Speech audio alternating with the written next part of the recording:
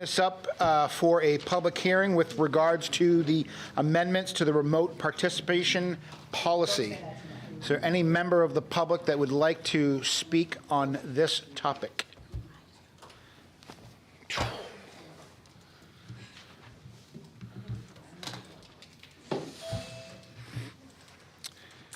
Nancy, you know the drill. 3 minutes, all you, and I'll give you a warning when we're getting close, okay? Okay, so that's true at public Yes, ma'am. hearings too. Okay. Nancy Sanford, Ward 1, and I'm pleased that the proposed remote access policy guarantees public remote access. It needs to do the same for remote participation, a practice that has been in place since COVID. Some have said to do so would be solving a problem that doesn't exist. I believe it is not an issue of fixing a problem that doesn't exist.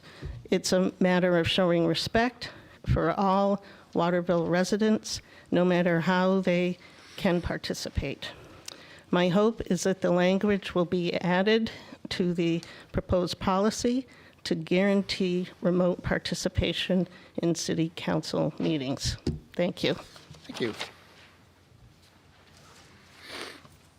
Anyone else care to speak with regard to the amendments to the remote participation policy?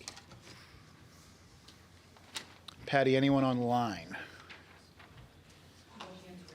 Okay. No hands raised. Any? No, that's fine. We don't have to be. I was one. Okay, you came right in under the wire, Ramon. Can I just come up and say ditto? Ditto? You can say that. Okay, ditto. Okay. Everything Nancy said, ditto. Okay. Thank you. Send you handed out money at the end of this. I'm just saying, like, I don't know. So ditto, like, great. Okay. Any other members of the public wish to speak? Okay. Well, we will close then the public hearing for this particular topic. And unfortunately, since the agenda does not say immediately following, we will start this menu, yeah, that's my sentiments too, Patty. We will start this meeting at 7 o'clock, so talks amongst yourselves.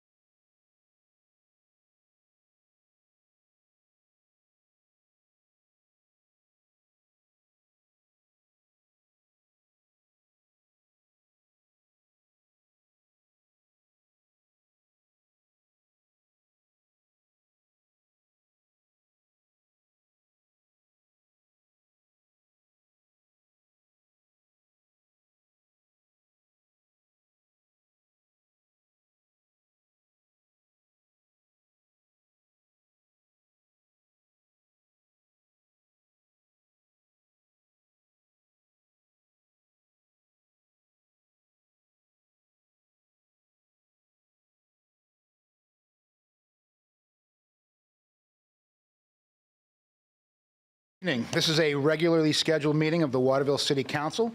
There are agendas available on the table near the entrance or online on the city's website. Consent agendas are items that are routine in nature, in which are voted on in one motion and vote. Unfinished or new business items are voted on separately.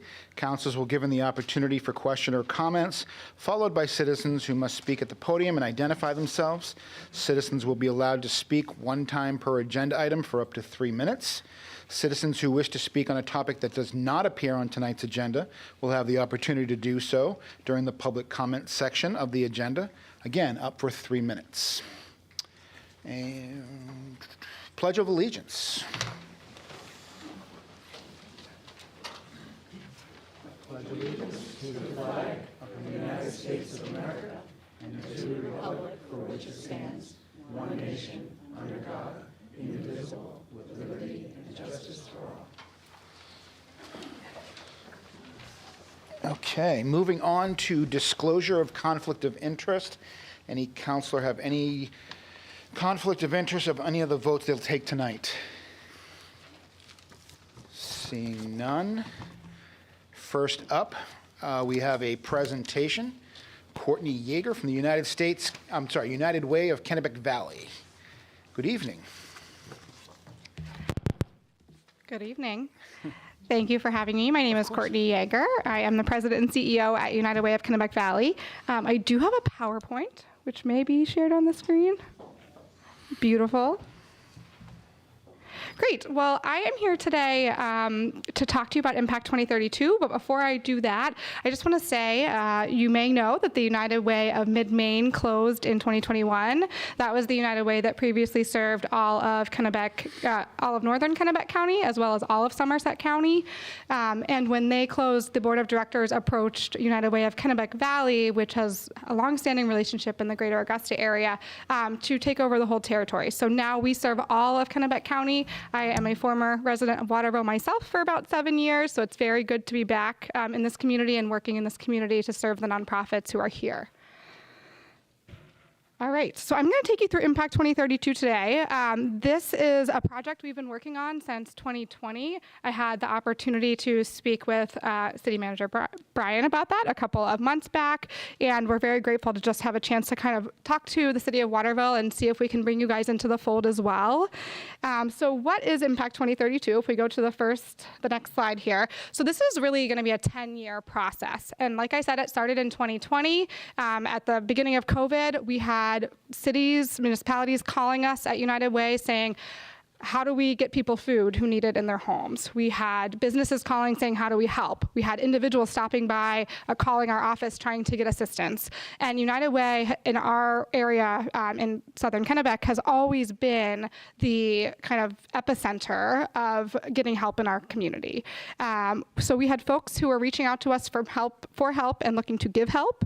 And we decided we needed to find a better way to do that as a community. We had a lot of people who were doing really important, good things, but they weren't always moving in the same direction and setting goals that didn't always align. So how can we get everybody on the same page? We did a lot of research looking to other United Ways, other nonprofits across the country to see what they had done around community planning and goal setting, and that's where we really started.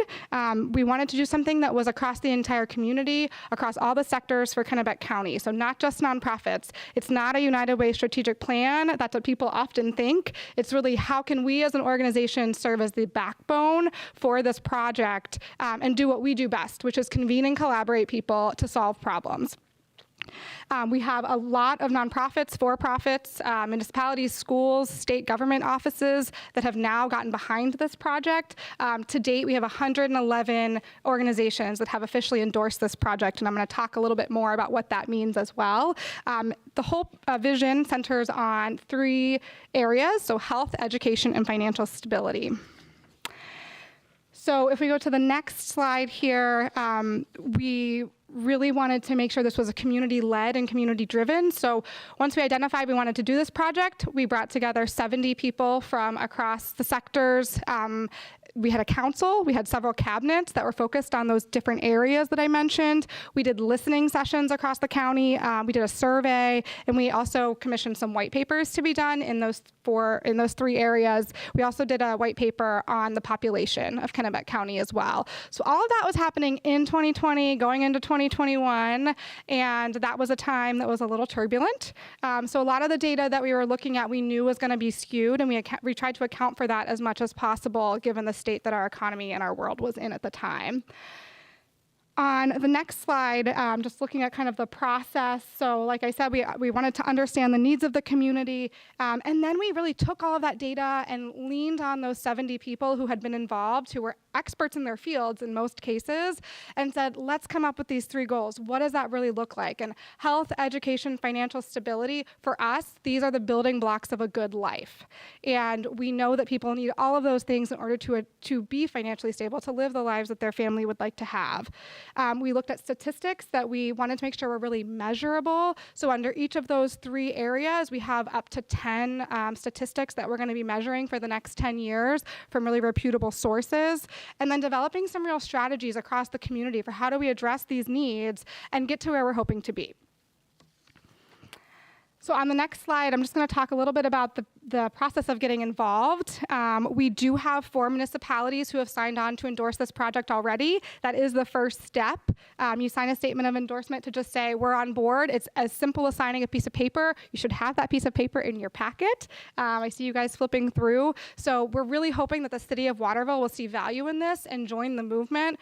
We've been doing this for about a year. We launched in a year and a half. We launched in July of 2022, and it's been gaining some significant momentum since then. The second step is advancing the project, and what that means is a one-on-one individualized meeting with our Director of Community Impact who oversees this project. She comes up with a plan for City of Waterville or whomever that's really tailored to your entity and what you guys need to be focusing on, both internally and externally, to support one part of the goal. It doesn't have to be every single goal, every single piece, but how does City of Waterville fit in helping us achieve this as a community? The last step is evaluating, so reporting back to the United Way, either qualitative, quantitative data to really show how are we moving toward this together. We do a lot of meetings that are optional for folks, but our last meeting, and we convened all of the endorsers, we had about 50 people there. People really are getting engaged in this work and learning from each other, which is definitely a big part of the process.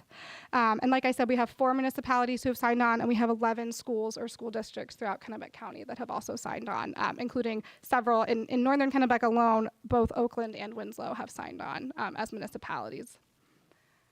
On the next slide, I'm just going to take you a very high-level overview of what these goals are. So when we looked at all of the data, this is really where we landed of what we're trying to achieve and how we're going to be measuring that.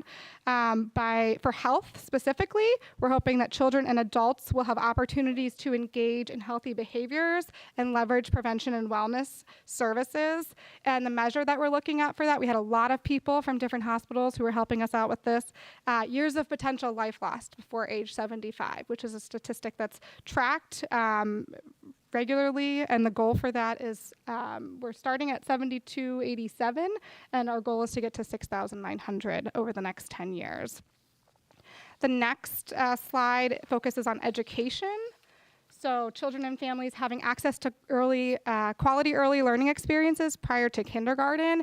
And you might be thinking there must be a better stat than 3rd grade reading levels as an indicator of kindergarten readiness. And there's actually no test that is across the board in Kennebec County. There's no kindergarten readiness test that every single school or district is taking. So that's an example of something that we could potentially be working on as a community and bringing all the schools together to talk about that and how do we implement something like that.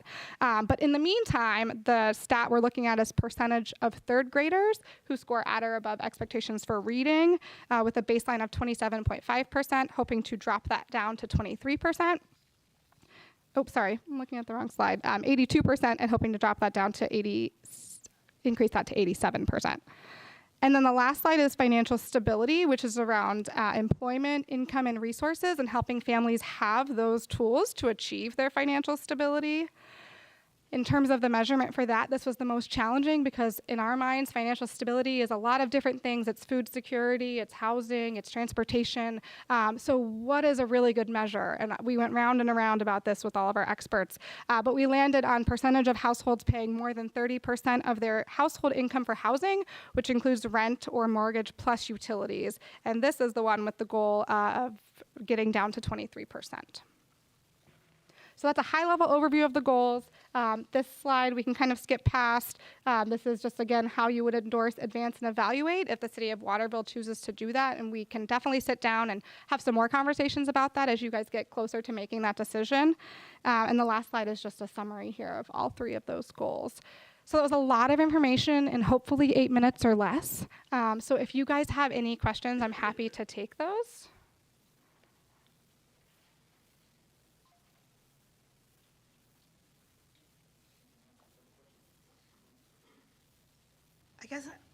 I guess I have a question. So how does this affect the KV CAP program that we have right now in the city of Waterville? How does that complement our program? KV CAP as an organization? Yes. So that's a great question. So we at United Way, we fund 58 nonprofit programs throughout Kennebec County, including KV CAP. We fund several different programs at KV CAP and have for a long time, even before we were in the Waterville area. We've been able to grow that support now that we're serving this community as well. And so we at United Way, we were the first organization to officially endorse Impact 2032. And what that means for us is that we immediately changed our funding in the community so that any nonprofit that applies to us for dollars has to somehow align with Impact 2032. So that's a way that we are kind of living and breathing the work as well. And any dollars that we're investing are going to be aligning with this. So KV CAP is a recipient of those funds. So by endorsing the work that we are doing through Impact 2032, you're by extension also supporting the work that KV CAP is doing because they as an organization have endorsed this project. Okay. Thank you. Yeah.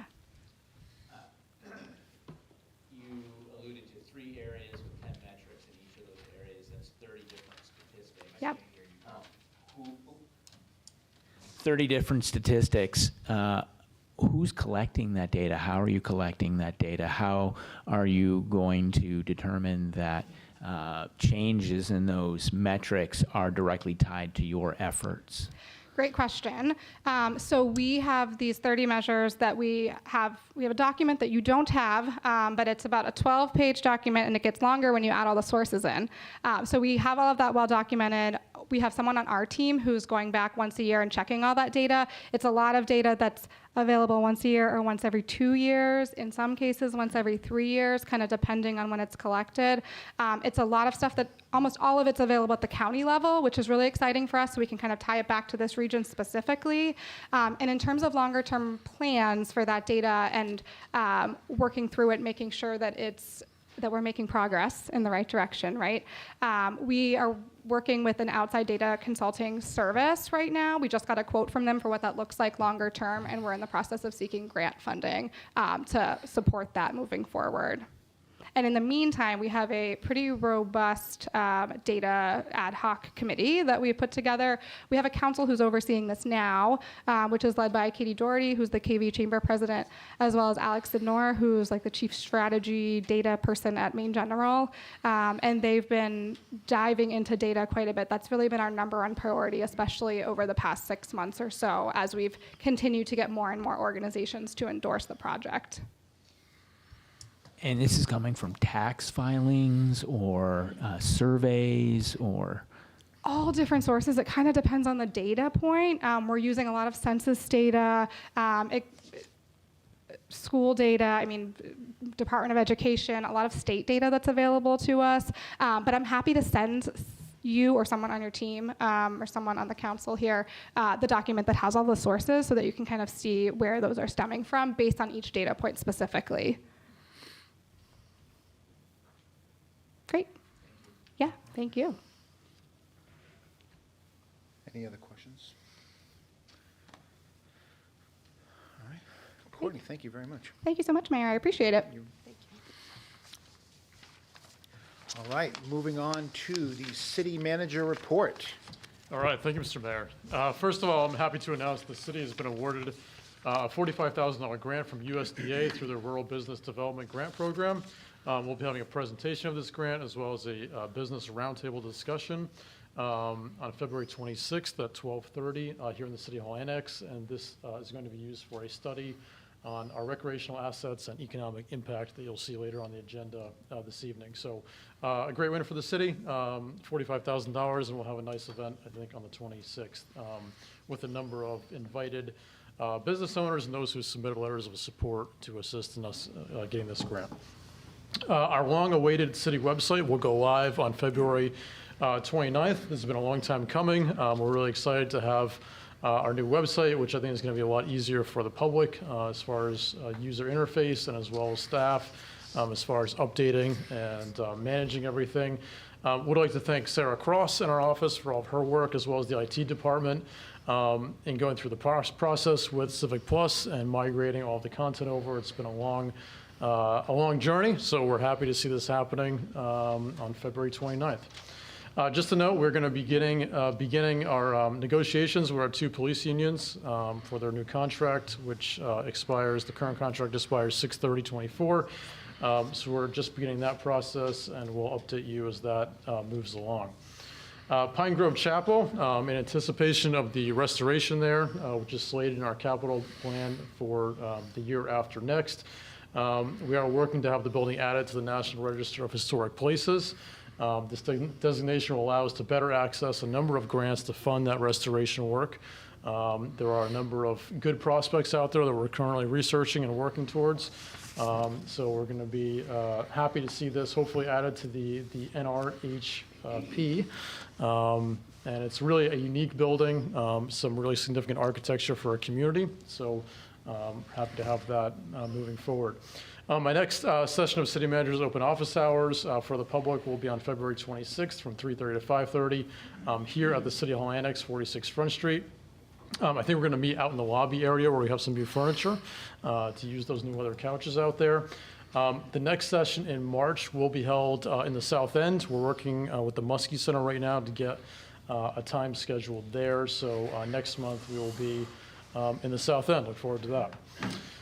Just to note, you may have noticed, but our traffic signal at the corner of Temple and Front Street is now active, which has not been for a very long time. So there is a new traffic pattern there, encouraging everyone to take notice of that new traffic pattern, to mind pedestrians, cyclists, others. We don't want any incidents there, but it is a change. So be aware of that new traffic light there.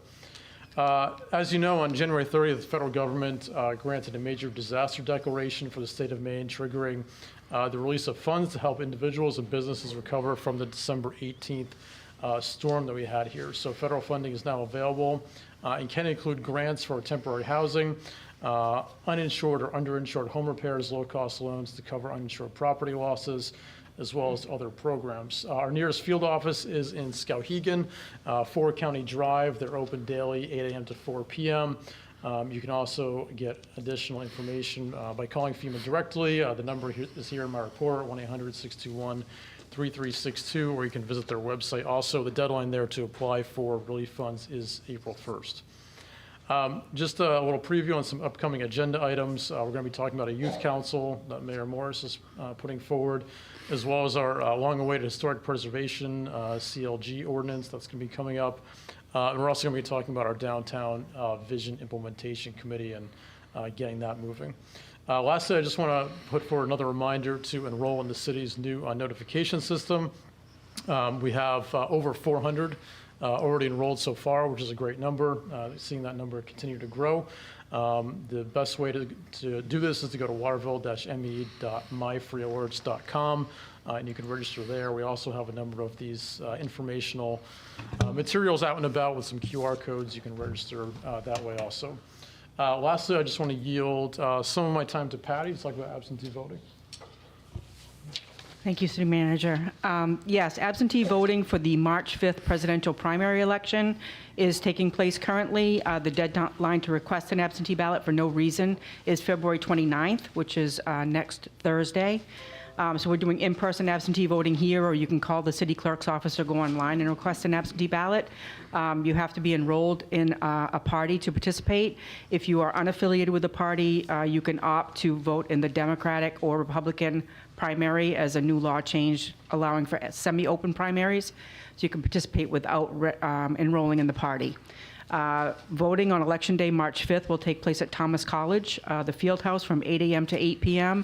And we are asking voters to enter through the southern entrance, the athletic field entrance, which is Vining Drive, and circle around to the field house facility, which will allow for a horseshoe traffic flow one way in Thomas College, which is preferable for them and their students. Anyone having any questions can always contact the city clerk's office. Okay, thank you very much. All right, moving on to council comments or committee reports. Any councilors or committee reports this evening?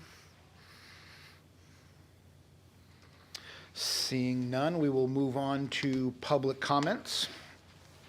Any member of the public that wishes to speak on an item that's not listed on tonight's agenda may do so now. Come to the podium.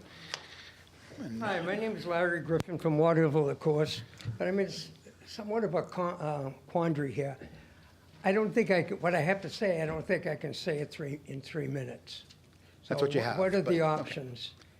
You could follow up, put it in an email and send it to the council, but you have 3 minutes in this form, Mr. Griffin. Okay, but I thought you said at the end, you had 5 people, I guess, can talk 3 minutes, but I thought you, after a elongated discussion, you talked about having somebody talk at the end of the meeting. Is that not, did I misinterpret that? Yes, each person in the public, each member of the public can speak one time during public comments for a total of 3 minutes. Not before and then after. Okay, then let the 3 minutes start. I'll have to start in the middle. You're at 2 minutes and 5 Okay, seconds. Larry Griffin from Waterville. Let's put things in perspective here. Brian came to us from Saco, Maine, where there were 20 to 21,000 residents, and there was one city manager. In Waterville, for 16 years, Mike Roy seemed to manage, with the help of the council, to get city business done. Currently, and he was paid, at the end, he was paid $130,000. Now, Waterville has a city population of less than 16,000 people, and once again, Mike got $130,000 with benefits.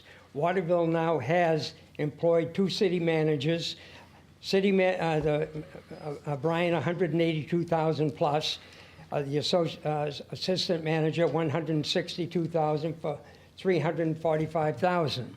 Now, if we break that down with 16,000 people, each 8,000 people would be charged $122,000, okay? And then if you look at it in another way, when we were charged $130,000, we were paying $81 a minute, $81 per 16,000 people, okay? And with 345, we're paying $215 per person. So that's increase of like 265%.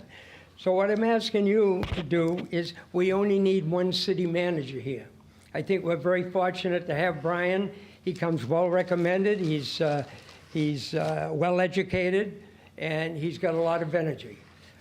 We have no room for 2 city managers, okay? So I hope you take that into consideration, because you're spending other people's money. Okay, the other thing is, how much time I got left? In about 45 seconds, sir. 45 seconds. Okay, we're also paying $143,000 to the Growth Council, $4,750, I think, to the Chamber of Commerce, and then there's something else for $17,000. So we cannot. This is unsustainable, because we don't have a sunshine rule at the end to compare our investment with what we get out of it. Okay? So any, I guess any, 10 Any- seconds, sir. is that it? 10 well, you close Okay. at 10 seconds. Okay, will you have any questions, anyone? Thank you, Mr. Griffin. Pardon? Thank you. Yeah. Well, how do we get in touch with people? Because they don't answer their telephones and they don't answer their emails. Anybody in particular, or, I mean, Well, I've just had problems with one, but yeah. I've heard other people say the same thing. So how can we get our information in? I would send it to Brian, city manager. He will be mad Yeah, happy. and Larry, we had a nice meeting the other day, so certainly, you know, there's an opportunity to talk. But any further information you want, maybe to go to the council directly, I'm happy to forward along, and, you know, you have my Well, number. if I write this out, you'll send it to the council? Yeah, just forward it to me, and I'll send it That's better along. than trying to, Okay. because I know you're very busy, and I appreciate that. And your road is not always, always without problems. You're busy, very busy, and I commend you for what you're doing. Thank you. And thank you very much. Thank you, sir. Anyone else? Okay. I just love a microphone. I'm excited. Jennifer Johnson, Ward 4. Most of you know me. Hello. I wanted to make sure that something had been brought to your attention that's been being discussed somewhat in the community.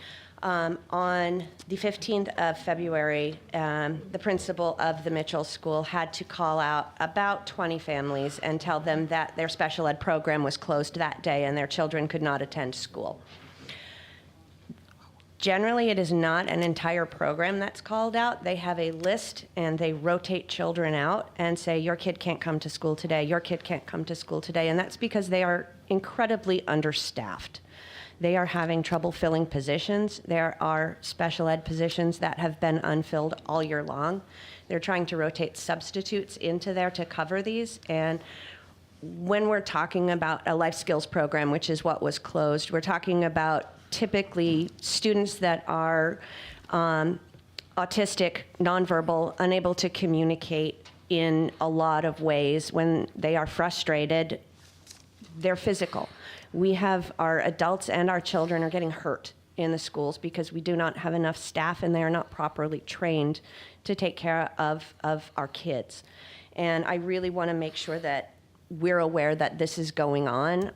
If you want to look for the post, there's a lot of feedback from the community. It was on What's Up Waterville on the 15th of February. But right now we've got some really incredible people in our schools. We have amazing adults and we have amazing kids. And all of them are doing the absolute best that they can. And I feel like we're giving a roll of duct tape to people on the Titanic and saying, make it work. We are not giving an appropriate level of funding or resources. I know the district is working on their budget right now. I believe the plan is they are looking to put a flat budget adjusted only for inflation.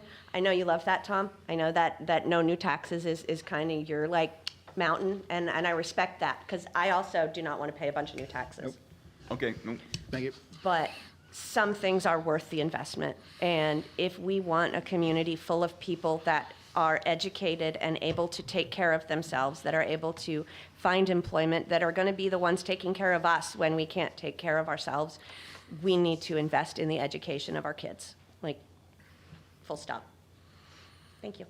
Thank you.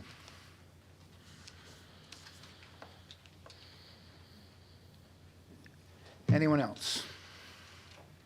Nancy? Nancy Sanford, Ward 1 again. And I just want to say a couple of things. I love the lights at Front Street and Temple. Very good improvement.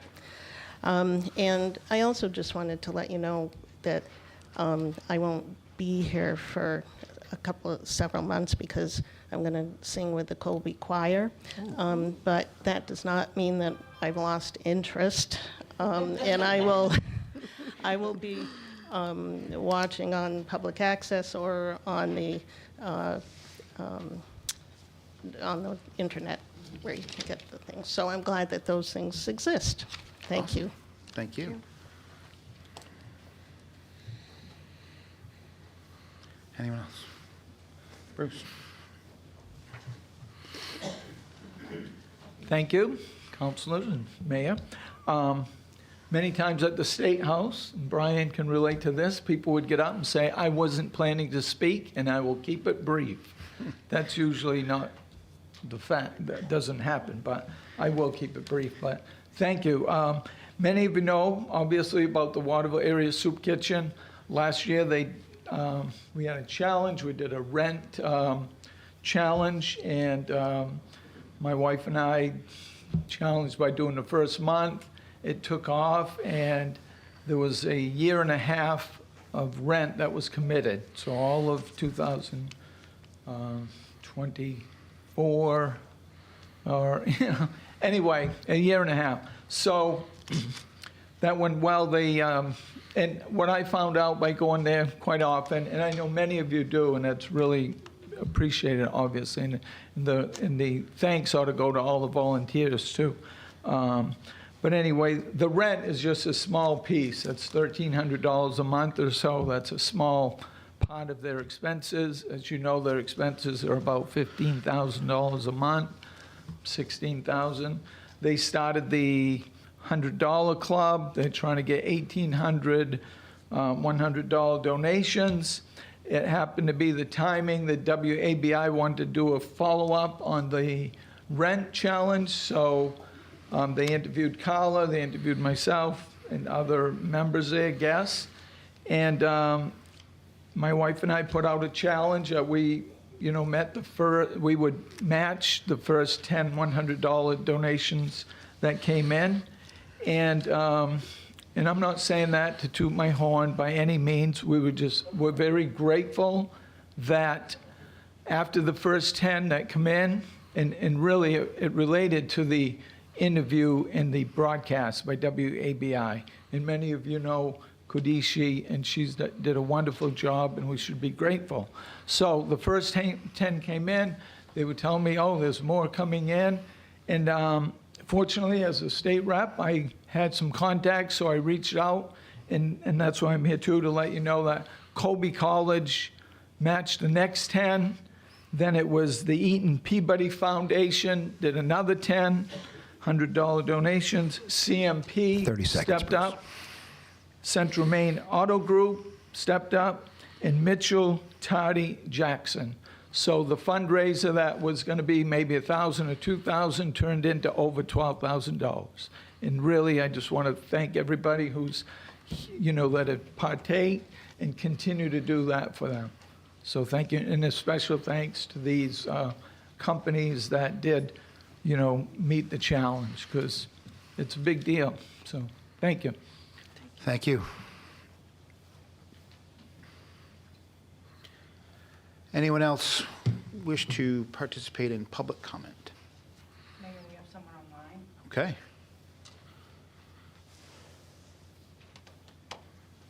Bring in Mr. Bruce. Mr. Bruce Poulin is being brought in. Bruce Poole.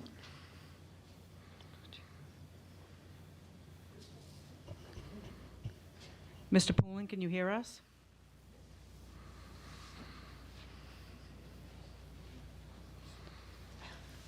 Mr. Poulin, can you hear us? You're muted, sir. Hey, how's everybody doing? We're doing good, Mr. Poulin. Awesome. Last time I was on, I know I got 3 minutes, I set my timer. Last time I was on, I was shut off by the former mayor, so hopefully this time I'm not shut off. That's up to you, sir. I agree with Mr. Griffith. We do not need 2 managers, 2 city managers. The amount of money that's being wasted is totally ridiculous. And I just heard, got a few things. Just heard Bruce White talk. Bruce, you're a communist. Your lifetime score as a Democrat is only 20% when you vote for the Constitution. So there's a lot going on in the city of Waterville, and I'm glad Bill Lee's on as well. become Colbyville. You guys all know that.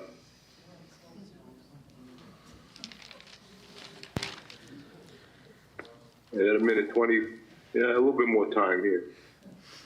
So I appreciate, everything that everybody does, but City of Waterville needs to get cleaned up even more.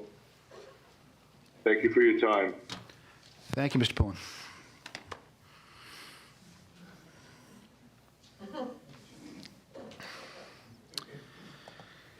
Okay. Anyone else? Okay, moving on to the consent agenda. Can I entertain a motion? Can I have a motion for passage of the consent agenda? So moved. Second. Thank you very much. Roll call? Well, we're all here. Yeah. Raise your hand. all in Raise your hand favor? if you're sure. 6 in favor, 0 opposed. Thank you. Okay, can I also now entertain a motion to, yes, please. Seconded. Thank you. So the motion is to read all items by title only. Yes, ma'am. All in favor? 6 in favor, 0 opposed. Okay.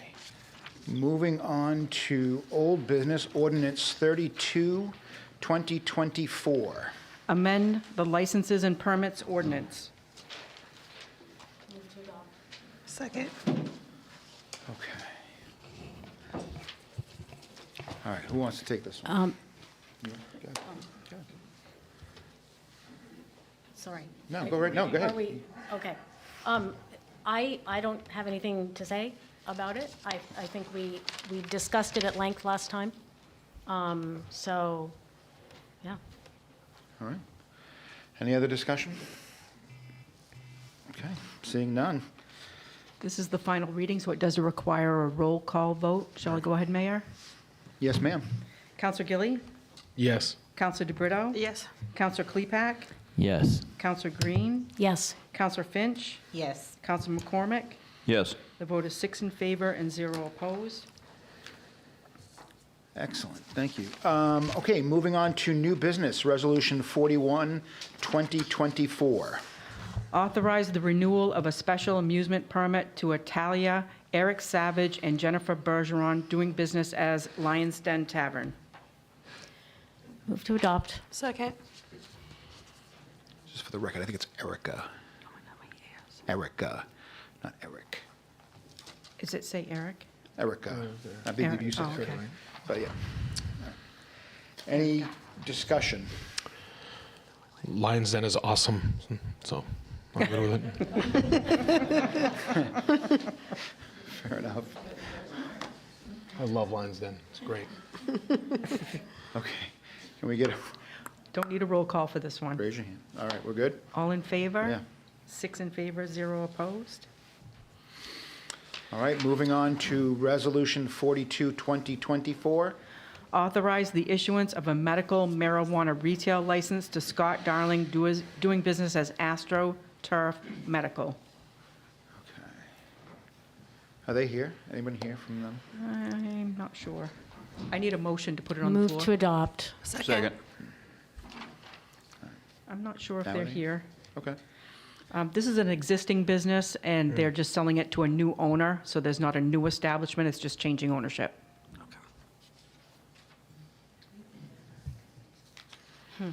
So this is just changing hand, they're not changing licenses or upgrading the license? Correct. It's It's the just same a- exact, Right, it's the same location, Gotcha. it's just a new owner. okay. I was a little confused before. Any questions, any discussion from the council? Any discussion from the public? Okay. Yes, All in favor? So I'm 5 in favor, 6 in favor, 5 in favor. And any opposed? 1 opposed? Okay. okay, moving on to Order 43, 2024. Accept 2023 Justice Assistance Grant. Move to adopt. Second. Thank you. Any discussion? Want to go explain this a little bit more, or? Please. Do we have? Yeah, sure. you The mentioned JAG grant is a routine grant, so the money is split between Augusta PD, Kennebec Sheriff, and us, and it's to fund police equipment and technology expenses. But this is a routine grant that we receive. Excellent. All right. Seeing no discussion, roll call. All those in favor? Whatever you call it. 6 in favor, 0 opposed. The other thing. Yeah. All right, moving on to Order 44, 2024. Approve hangar lease with Fred Oriloa, Lot 1, TWE. Move to adopt. Second? All right, any discussion? Randy, I see you here. You anything you want to add to this? Pretty straightforward from... I'll be coming back with several more for you. Love it. Okay. Is this a new lease or renewal? New. New, okay. Great. All right. Well, seeing no other discussion, can we get a raise of hands? All those in favor? 6 in favor, 0 opposed. All right, moving on to Resolution 45, 2024.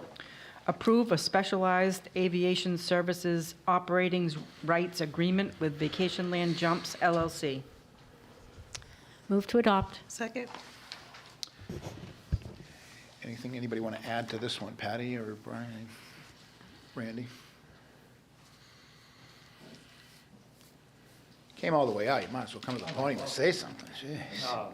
So formerly, we had Vacation Land Skydiving. He has sold the business to Courtney and Chris, who are here today, who, if they would like to join up and give a plug in. Yeah, absolutely, please. Fully support what they're trying to do. Very excited to see the new season, so we would definitely appreciate your support in this. Thank you. Hi, my name is Courtney Lovely. I am one of the new owners of Vacation Land Jumps LLC. We actually bought the business assets of Vacation Land Skydiving and have started a new business and would love to operate out of the Waterville Airport.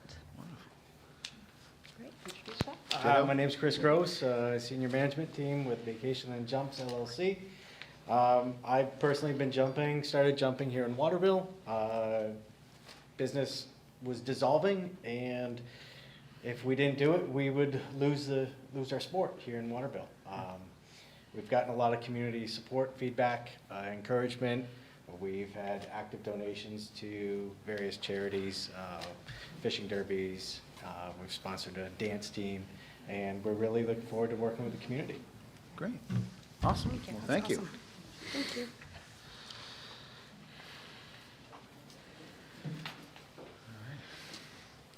Show of hands, I guess. All those in favor? Leap of faith here. Right? 6 in favor, 0 opposed. Wonderful. All right. Moving on to Order 46, 2024.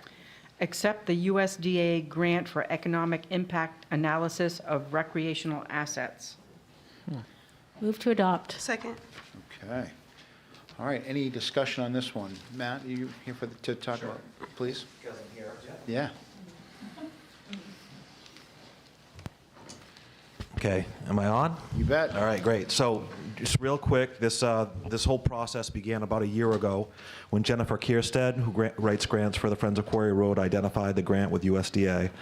Of course, expecting that it would just be for Quarry Road, but I believe she got with Councilor Green, who encouraged her to make it citywide, and I could not have agreed more. So it will include all of our recreational assets, including Quarry Road, the outdoor pool, the river walk, our programs, recreation centers, AKA the AYCC, and the golf course. There really are great assets in our community. You know, we've spoken anecdotally. I've been here 17 years, and we've never done a study like this. So I'm very excited that it's happening. It will, of course, make things much more, they'll just make grant writing more appealing to groups where we can have formal numbers that we can share.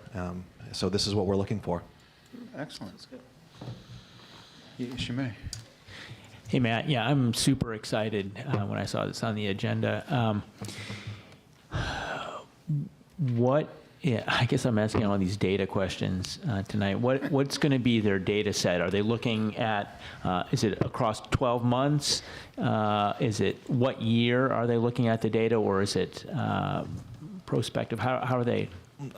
I'm not really sure just yet. We haven't, I think it was included with your packet, a group that supplied us or, furnished us with a proposal, but we haven't formally accepted that yet. So, I'm not sure how long it goes, Counselor.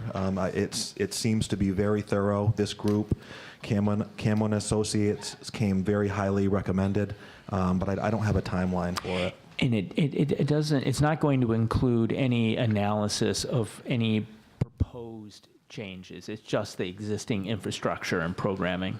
Well, there was one notation in here. Again, this began about a year ago, so it was to include data and analysis for a proposed ice rink. So I won't say that that won't be included, but this is a process where the kickoff, we'll hear from folks what they want, and of course, I'll be speaking more with the city manager about whether or not to include that piece. Yeah.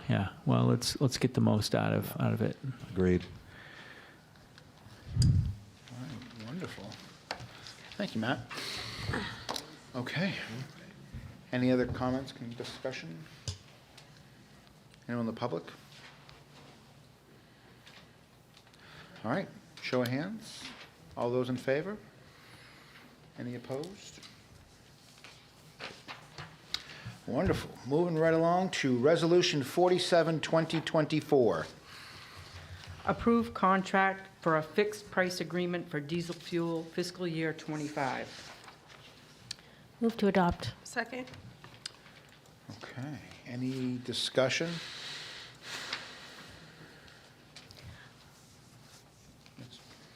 I'd just like to say that I'm happy about the price we got, so thank you. All right.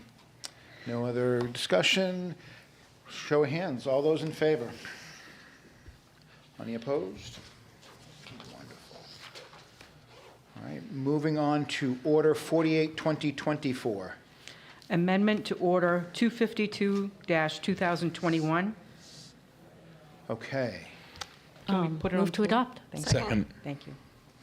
All right. So this is Order 252 from 2021. Okay. So Patty, can you just maybe give us a little synopsis of what this is? So the original order provided $4,000 in services for the homeless in the city of Waterville, such as diversion, targeted case management, and master leasing. Okay. That was what was approved December 7, 2021.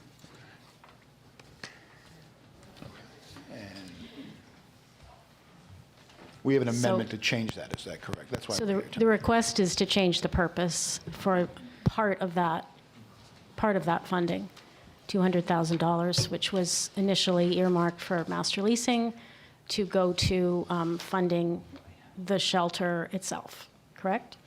The order says that is hereby amended to change the use of the allotted $200,000 for the master leasing program to be used towards the operating cost. Wonderful. Thank you. All right. So to kick this off, Dr. Katie Spencer-White. Mr. Mayor, thank you. Councilors, it's a pleasure to be here with you. Councilor Klepak, I think this is the first time I've actually seen you in person. So Handsome. I think it is. I think it is. It is both a pleasure to be with you to talk about these issues, but it is also because of there's been a sea change in the crisis in homelessness, not only across the state, but in particular impacting this city. As you all will recall, 4 months ago, the crisis of encampments had finally hit Waterville, and we were at that time even considering whether or not we should facilitate people remaining outside over winter. I'm pleased to say that there are virtually no people currently sleeping outside, that we have done what we set out to do by and large. And the Head of Falls, for example, is now once again an empty field, as it should be. And we are currently serving 50 individuals in our year-round program. We were funded by Maine Housing for an additional 20 beds For the warming center, we committed to no turnaways, and as of the last 3 nights, we had 37 to 38 individuals in the warming center. So we have fulfilled our promise and will continue to fulfill our promise to turn nobody away who presents at Mid-Maine Homeless Shelter and Services in search of overnight shelter. The reality, though, is that we have a real crisis in how shelter services are funded. We at Mid-Maine Homeless Shelter are certainly not alone in this, and we have been collaborating for the bulk of 2023 with our low-barrier colleagues across the state, including Preble Street, Milestone Recovery, PCHC Hope House in particular. PCHC Hope House is a warning for us.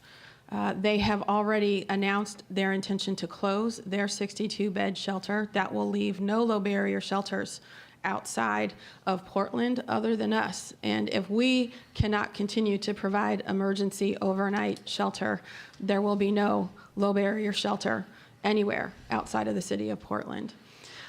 To help you understand what we do, we accept guests regardless of their treatment for mental illness, status for addiction, history of incarceration.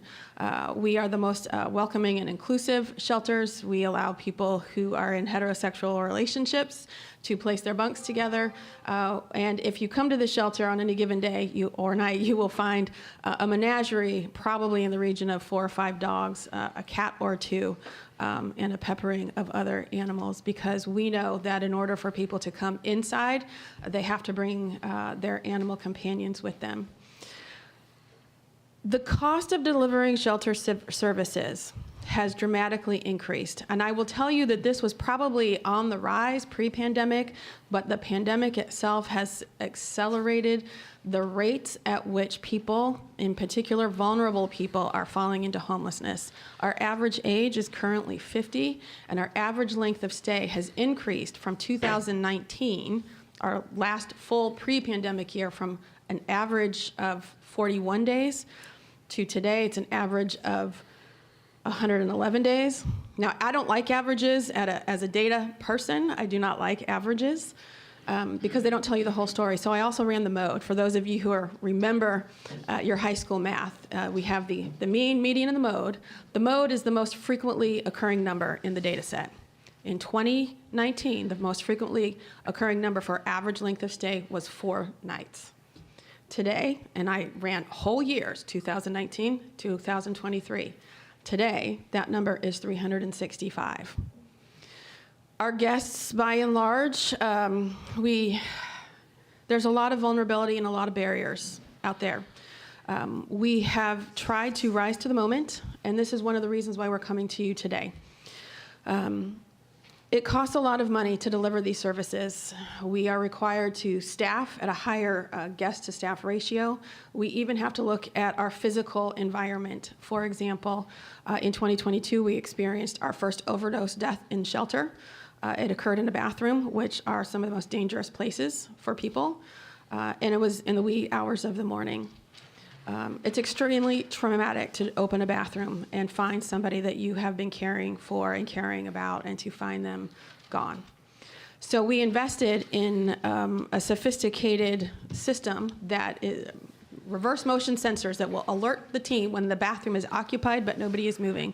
And since that went live last May, we have reversed 22 otherwise fatal overdoses. And I'm pleased to say as well that it also helps us monitor and catch healthcare emergencies. There are people who go into diabetic comas and have other crises while they're in the bathroom, and we can gain access to those bathrooms and help get people the healthcare that they need.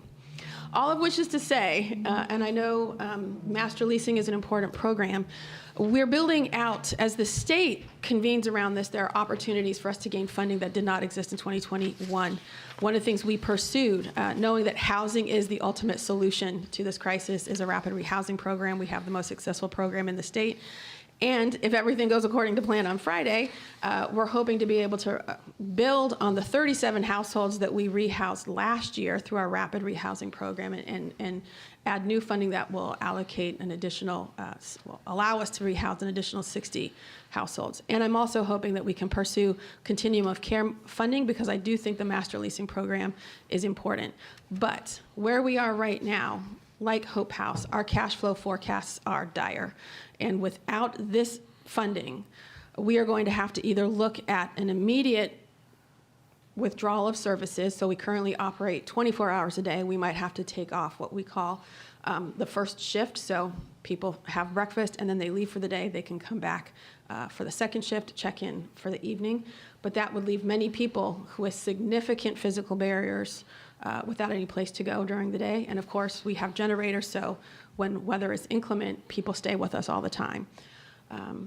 And worst case scenario, if everything stays the same as it is today, and there's many irons in the fire, but if nothing changes, we would have to look at closing later this year, similar to Hope House. Now, we're asking a lot for the city to redirect these ARPA fundings. We know that. We've gone to Kennebec County as well and asked the same of them because we feel low barrier shelter is the backbone of everything that we do, and we are serving 300 individuals through this particular program every year.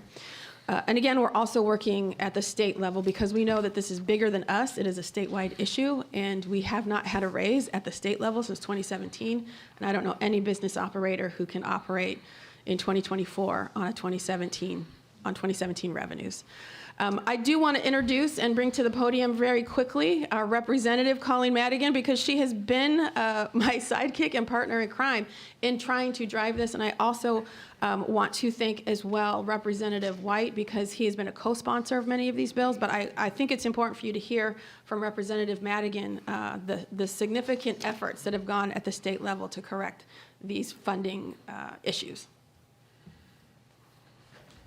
Thank you, Katie. Colleen Madigan, State Rep, House District 64, Ward 3. Hey, Tom. So yes, I have been working with Katie and the shelter and the other shelters to address the funding crisis that low barrier shelters have. So I'm going to get pretty wonky, and you can just stop me and ask me questions. It's fine if you interrupt me. So there are two types of shelters, high barrier, low barrier. We have a low barrier shelter. The rate, as Katie said, had not changed since 2017. This is an overnight rate. This is a rate that comes right out of general funds. It's nothing to do with main care or something. So we worked on a bill that actually would increase the overnight rate for low barrier shelters and would direct the Department of Health and Human Services to apply for a waiver to get Medicaid funds to serve three populations: people with substance use disorder, people with serious and persistent mental illness, and elderly and disabled folks with some medical issues that might require care. The statewide homeless council, all the low barrier shelters did a great job educating the housing committee where this bill went on what low barrier shelters mean. I worked really hard on that. We've had a lot of contact with the governor's office, working to explain why this funding needs to be different and needs to be higher than it is for other shelters because of the things you heard Katie describe. The bill received support and actually was put in together into a committee bill. The committee recognizes that this funding needs to change. However, the portion that requires a Medicaid waiver, they haven't signed off on, primarily because that usually comes before the committee I'm on, Health and Human Services. I would love to address this in the future, but I'm termed out. Hint, hint, someone should do this in the future. But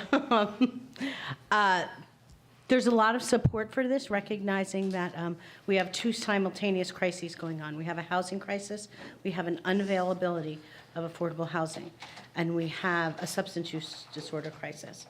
I think what I want people to understand is that the opioid crisis, yes, created a record number of overdoses, but it also caused an explosion in all forms of substance use disorder. So our shelter and others are at the front lines of that. I think there's other possibilities for sustainable funding moving forward. I've talked to Katie about it. I've talked to other folks. I've talked to the mayor about it, that opiate settlement funds come to 3 places in the state. One, they go to the Recovery Council, which is a group of Maine citizens who decide how to dole out that money from, the millions of dollars the state is getting from the opioid settlement money. Some of that money goes to the Attorney General's fund, and some of that goes to the political subdivisions, whether that be municipalities or counties that signed on to the original suit against the opioid manufacturers. And I think that's another avenue of sustainable funding, because, like I said, low barrier shelters are really at the front lines of this. This bill is likely to pass as far as the increased funding for low barrier shelters, and I'm going to explain to you the timeline for that. So if we pass that bill tomorrow, we would need 2/3 of a vote in both houses for it to be emergency legislation to become active immediately. That's not likely to happen just because of the nature of America. If we pass it with the majority, it would become law 90 days after adjournment. Statutory adjournment this year is April 17th, so probably likely in or around that time, which means that money would not be available till at least July. So I am in support of our shelter using the ARPA funds for another purpose, because I think it's really important that we support the work they did. As someone who's been going to meetings at the shelter and at the Lighthouse Cafe and watching the shelter staff and our first responders, the police department, fire department, options liaison, working every week to do something different than every other municipality in the state. We didn't have one of those high-profile clear the encampments and have people protesting. Everyone worked together, and I think that's really a testament to the people working here together in Waterville. And I actually couldn't be prouder of them. I mean, I brag about it because I'm like, look what we did. We did something different, and I think that should be supported. So happy to take any questions or. I have a question. Yeah. If necessary. So, with this reallocation of funds, if that, by the way, I think the work that everyone does is incredible. But if that money is given and provided, and it goes away, then what's next? How do you continue without that type of financial support when it's all said and done? That's a great question. The bill, there's a number of different irons in the fire, as I mentioned.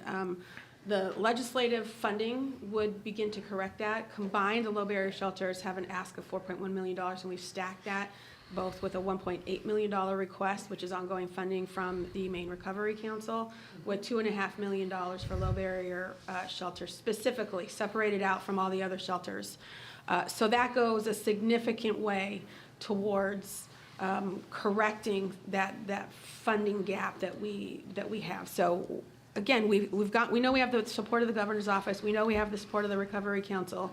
What we're really looking for right now is that timeline is so it can just take a long time, because even if everything goes according to plan and it's released to Maine Housing in July, I might not see it until September, right, or beyond. So there's hurdles that we have to get through, and I would say this. You never want to bank on what is going to happen at the legislature. I'm the first person to say that. But I don't think, and I certainly would echo Mark Swan of Preble Street, who's been in this game for 30 years. We've never seen a legislature and an executive branch so aligned in understanding the gravity of the situation. So I would say, if I was a betting woman, we're in a better position than we have ever been, particularly for the low barrier shelters. There's a separate request out there for all the shelters, and that one has a little bit more of a question mark on it for me. But I still think there's more work to do. One of the pieces of work, for example, and I don't know where this stands, I only had an update from Cullen last week. There's a GA bill that's got a lot of support right now to increase the reimbursement rate to municipalities from 70 cents on the dollar to 90 cents on the dollar. it has to be a multi-pronged approach in partnership. It can't just be asking us to raise $75 of our operating costs off the back of donors and bake sales. I mean, that's just unrealistic, given the complexity and the professionalism that's required to deliver these particular services today. So I would say there's multiple different ways we're looking at this funding. We're very hopeful that everybody concerned does not want to see a single low barrier shelter closed. And this is part of a funding package that stabilizes us for this year as we look again towards ongoing funding through this funding stack, but also correcting some of the mechanisms through which homeless services are funded writ large. That comes looking at creative and innovative ideas like Medicaid funding, and again, asking others who have access to Recovery Council or opioid relief funding how they want to contribute to this particular piece of it. So lots of work still to do. This is just a starting point, really. How long do you think that $200 will carry you in the goals that you guys want to achieve? How long does that last? Yeah, hopefully this will help sustain us, combined with some other funding that we have coming through Maine Housing and other sources through the remainder of 2024. Okay. If you look at the and again, this funding is just for the shelter, right? When we separate out all of our programs, they have separate budgets, et cetera. So this is not for any other program. It is specific to operating the overnight shelter. It is our most expensive program because it's very staff intensive. This is literally human labor to do this work. There's no way to automate most of what we do. So. Some of it, I will be honest, we have plans for growth. Our building was built for 48 beds. We're currently serving 80 plus in there every night. We are at a point where we need to have, I think, a strategic conversation as a city about what is the growth of a service like this. When is enough is enough. So I think we have to have those conversations and plan accordingly. Because again, 5 years ago, we were serving quite definitively 40 to 50 people a night, and now we could serve double that. And I wonder sometimes if that would be sufficient to meet the need. Thank you. I would just add that I would echo what Katie said, and I've never seen so much support for low barrier shelters at the State House. And that's really a testament to, I think, the work a lot of us have done. Educating folks at the State House and working with the governor's office about how this service is different and how this really is the front lines of these two simultaneous crises. I'm just really proud of the work I think everyone's done on it. I had an email from a reporter from WABI today who wants to profile our approach and it's not just ours, not us, it is our community's approach because they cover the whole state, and they also acknowledge that we somehow figured out how to do it right, and they want to highlight that work. So we want to keep doing what we're doing. We love what we do. We know that it's important. We know that it is saving lives, and so if that matters, we'd be really grateful for that project scope change. Councilor McCormick, I thought I saw you. I was going to ask, when I first got to the council, you were in the process of trying to acquisition the property across from Mount St. Joseph. Where is that at? What's going on with it? Did you ever get the building? And is it you got the building and lost funding like everybody else, or what? Where's that at? Because you're going to ask us, you're already double your occupancy. You're going to want to grow. I know you got a property. What's it going to take to get that property up? Yeah. Sadly, that building looks like it's not available to us. There is a tenant there who has a right in their current lease to renew in August for an additional 3-year term that was not disclosed when we were doing our due diligence last year. So we still have the funding. It's still allocated to us. Maine Housing wants us to find a second location. So I think we go back to the drawing board as a community and say, where is this going to fit in? Where does this make sense? Where is it practicable? And see if we can put that funding to good use.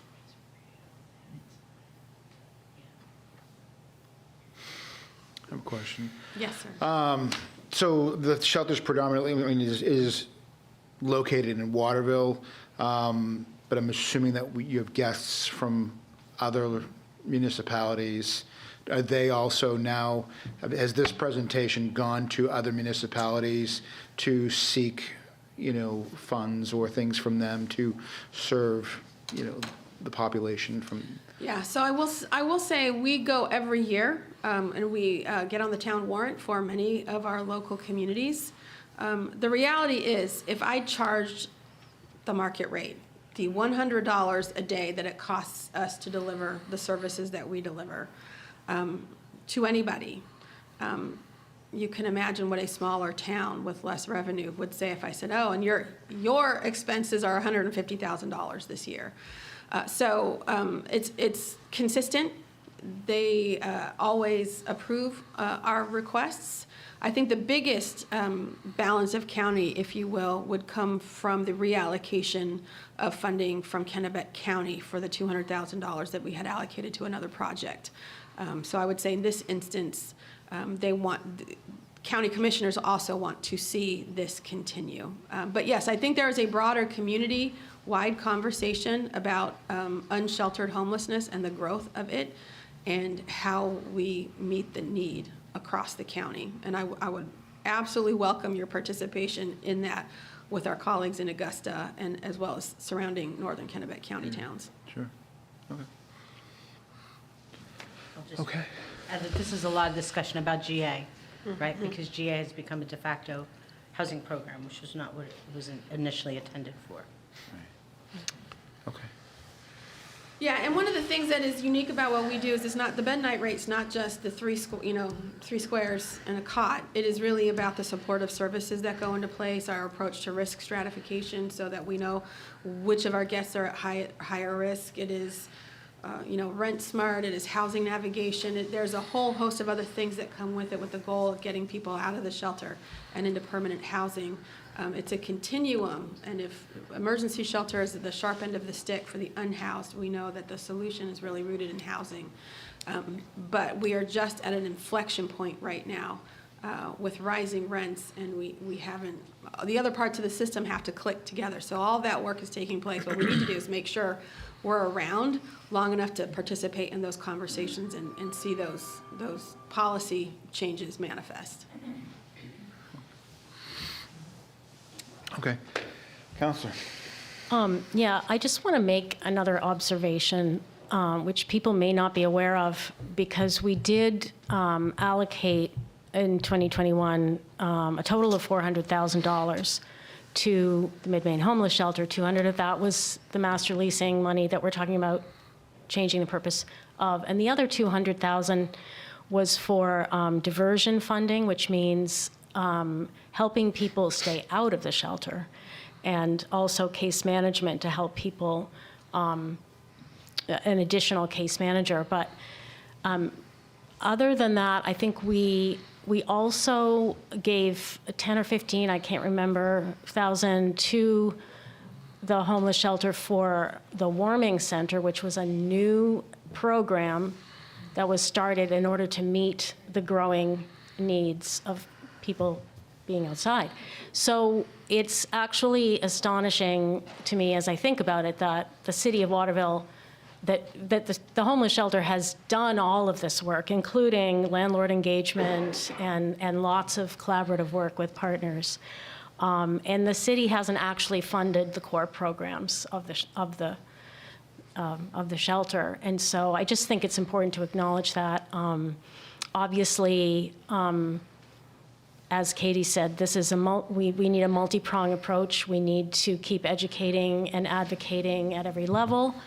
And I'm also proud of what Waterville has done to support our homeless, unhoused people, and really appreciate the partnerships that have emerged and the planning with city, community groups, individuals.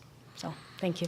And for reference, since you mentioned it, Councilor Green, I did do a presentation, I believe, last September about how we spent the first $200,000 and the results that we achieved with that. For example, our prevention program served 335, I think 331 house individuals, 125 of whom were children, with an average spend of just under $300 to keep them from falling into homelessness in the first place. So a lot of success with that first $200,000 that we just put back into the community.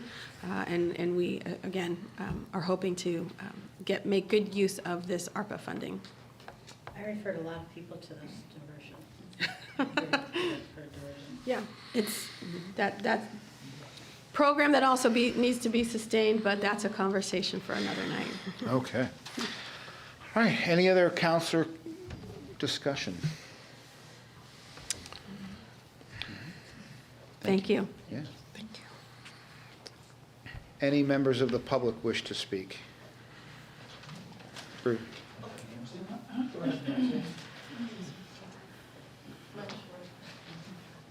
Nancy Sanford, Ward 1, and I certainly support the shelter's request for the reallocation.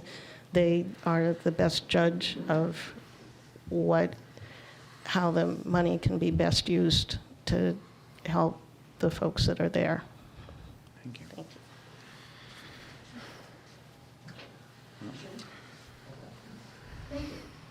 Galen. Hi, you know I'm Rev Mo. I get to say ditto again. Okay. I'm liking that word. Makes it easy. I just want to say how much we've collaborated with the shelter, and those diversion funds that Katie's talked about have benefited us. We are the other underside of all this. And I think I hope I made it clear in the letter that I sent you earlier. Starfish Village, through its effort last year into keeping the people who were in housing. And we kept 39 children housed because of that effort. And now that this is a low-bar shelter, when children cannot go into the shelter. And so for another discussion, which I know we're going to have because I'm going to see that we do, is that we have such a crisis in housing and how many people are rent burdened in this city. And you know, rent burden means 30% or more than 30% of your income for rent. Last week I saw a couple, 2 people working full-time, and they were 57% rent to income. And so this is a serious problem, along with the fact that we're seeing landlords switching from 12-month leases to 30 days, which takes away a lot of the legal remedies that they would have. So we have put a great deal of effort into pre-eviction funding, keeping people housed, worked closely with the shelter to do that, and that's going to be our priority this year. So when we talk about the vulnerable populations, the shelter's doing this heroic job with those who are unsheltered, but we're running all the time like a hamster on a wheel here, trying to keep people who are housed. And that has been a tremendous challenge. Thank you. Thank you.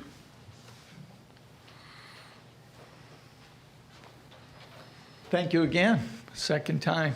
We don't like that at the State House, though. But I'm going to first give a shout out, and that's why we publicly acknowledge people and promote things. That somebody in this room, a couple, texted me and said they want to match the next 10 $100 donations for another 1,000. So appreciate that. And so I have some of these cards if anybody needs the info. That will be donations 61 to 70. And the rent that I forgot the year was 2023, all of 2023, and part of 2024 was that rent fundraiser. But I'm here to speak on this, and I want to thank you, Mayor Morris, for your response to my message, and thank you to Councilor Green and Councilor Finch for your responses as well. I also appreciate speaking with Councilor Gilly. We had a great talk, and my Ward 7 Councilor, Tom McCormick, who is always very responsive, and I appreciate that.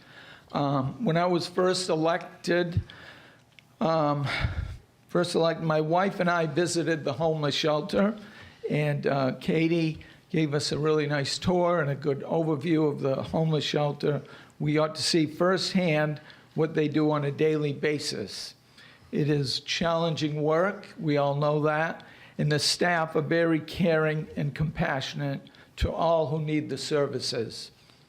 Thank you to Katie Spencer-White and all of the staff and the many volunteers at the shelter. As we know, since the pandemic, there have been many challenges to individuals, to businesses, and organizations in our area, throughout the state, and actually through the nation. Some of those challenges are what we heard, are facing our very own Mid-Maine homeless shelter. Challenges to maintain operations in the coming months. When you approved the grant request for ARPA funds, they and you had no idea what changes and challenges would take place. Now that you know what they are facing, fortunately, you are able to pivot and to help them without any additional cost to the city. And so I just support the request before you from the Mid-Maine Homeless Shelter. And thank you for taking a few minutes to listen. Thank you, sir. Anyone else? Okay. We have someone with their hand raised online, Mr. Poulin. Okay. All right. Here we go.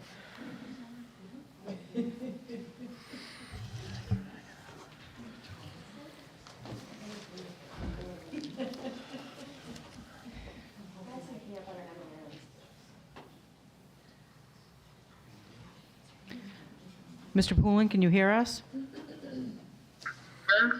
Yes, thank you so much. You're welcome. Yeah, wow. I've been trying to get a hold of Colleen Madigan, another communist, for quite a while. The scorecard is at 0 when it comes to, following the Constitution. Bruce White's at 20%, which is horrible. You guys, this is ridiculous. Bruce just spoke again. Bruce, you're tooting your own horn when you talk about the $100. That's all you're doing. That's all you're doing. The homeless shelter, I've talked to you about the homeless shelter many times, Bruce. And you know what's going on there. There's a lot of stuff that's not right.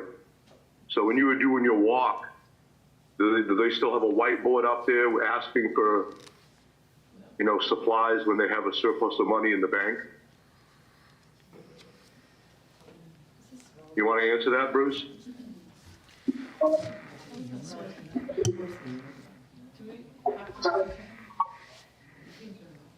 doesn't live in Waterville. I guess not. He doesn't live in Waterville? No, this isn't relevant. Anything else, Mr. Pullen? Fine. I made my point. Have a great night.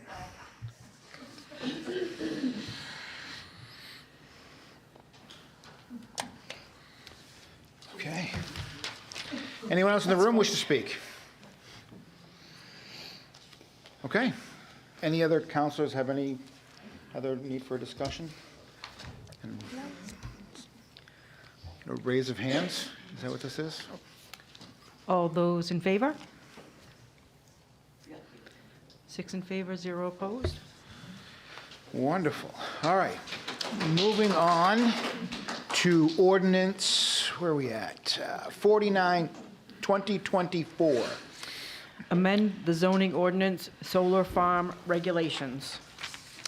Move to adopt. Second. Okay. Any discussion? Ann, you are here this evening. How are you? Good evening. Bill Lee, who's with us tonight, reviewed this and recommended some changes, which I've handed out to you. They have to do with funding decommissioning. So the only changes from what you had in your packet are to Section D, commissioning plan and performance guarantee, Sections 3 and 4. So if you choose to, you could either adopt this revised language or just, I provided you and Patty with the entire ordinance with just this section revised. I don't know how you would want to go about that. That's a great question. So we have, you've incorporated this into the document that Yes. these folks are going to vote on tonight, so, right, we wouldn't have to make an amendment. We would have We to do. make an amendment because Okay. that Should wasn't be. part of the original packet that was distributed. 10-4, Could you okay. just substitute that ordinance, or do you want to? There can be a motion to amend to add the underlined language that's been provided by the city planner and has been provided to you. I'm happy to read it if you'd like.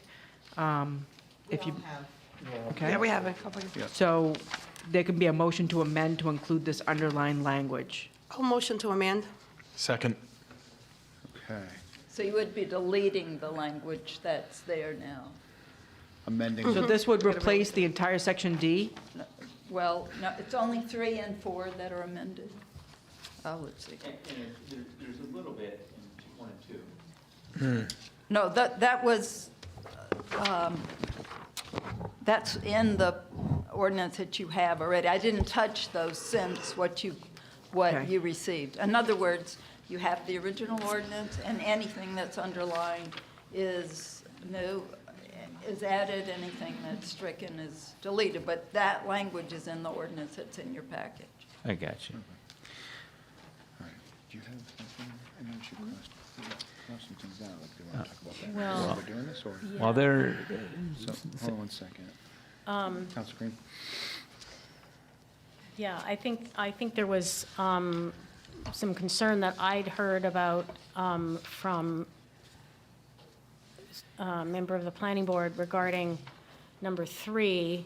So there may be some further adjustments. This is regarding the requirement to waive for solar farms smaller than 3 acres. Yeah, I think David Johnson wants to speak to that, but that was in the language the planning board sent to you that you have in your Right. packet already. Okay. So we're adding, yeah. Perhaps we should discuss that issue first and then. I just do want the to amendment? clarify that the amendment is to remove the section 3 that's in the ordinance that was provided in the packet. Is that correct, Ann? Yes. So we're removing 3 performance guarantee and adding 3 and 4. Yes. Okay, so I understand the amendment, and the counselors appear to understand the amendment. So if there is discussion on that amendment, we could take a discussion now and vote on that amendment, and then put it on the floor as amended, and then discuss any additional amendments.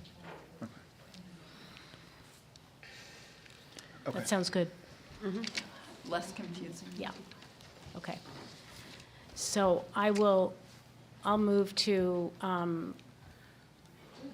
amend by substitution. Can we do that? So there is an amendment on the floor, Oh, and there I've is. just I'm sorry. clarified what Okay. it is. Yep, got it. So Okay.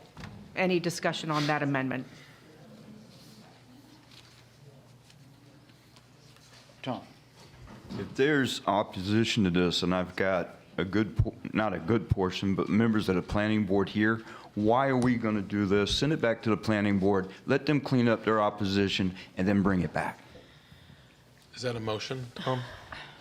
Well, we've already It's got. just striking one sentence. Yeah. Could you vote on striking Yeah. one sentence I don't think it without needs- sending it back to the planning board? Right, I don't think it needs to go back to the planning board.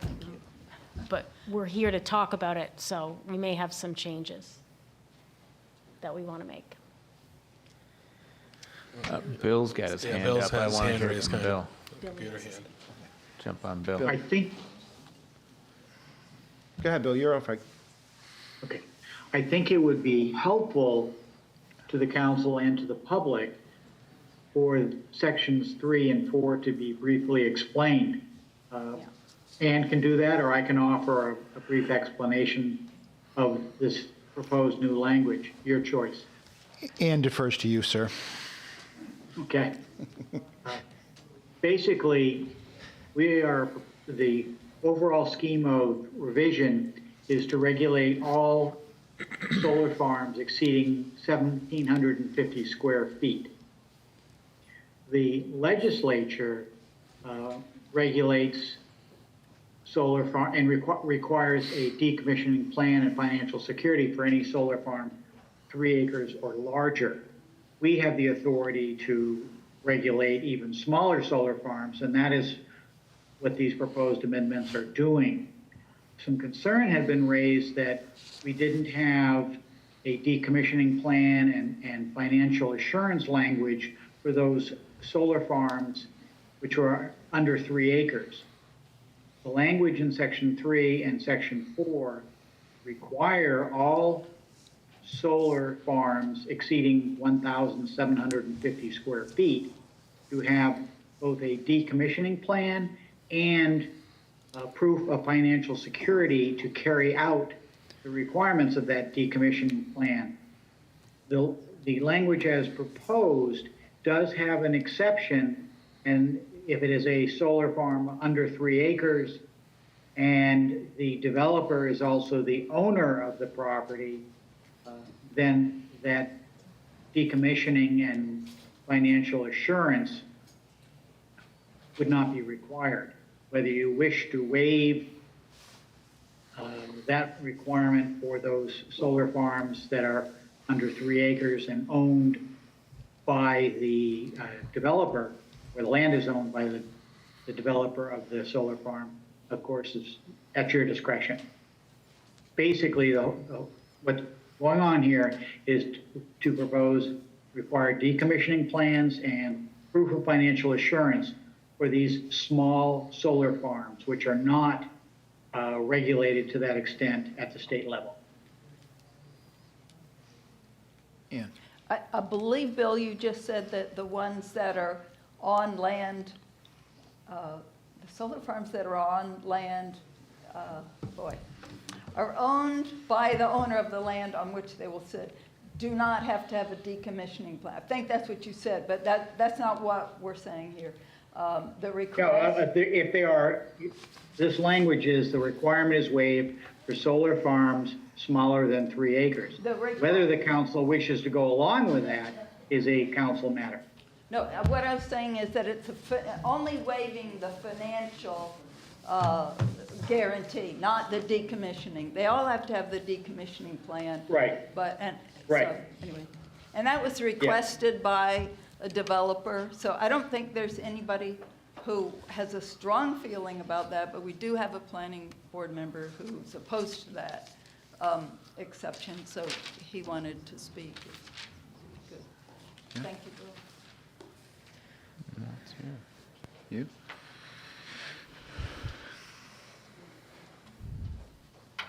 Hi, David Johnson.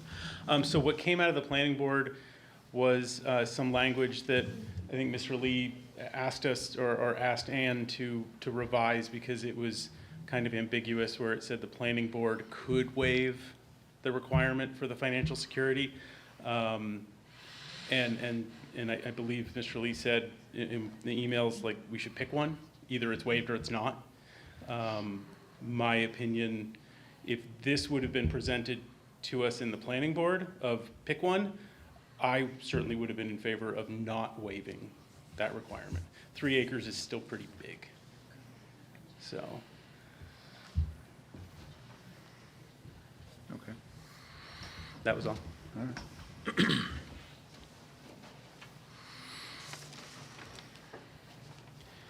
Councilor Green? So what are we talking about when we say financial assurance? Money on hand. Well, that language is taken right from the state law. I think Bill thought it was advisable to use the same language for both the small farms and the ones that the state regulates. So they're listed here. You could have a letter of credit. You could have a performance bond.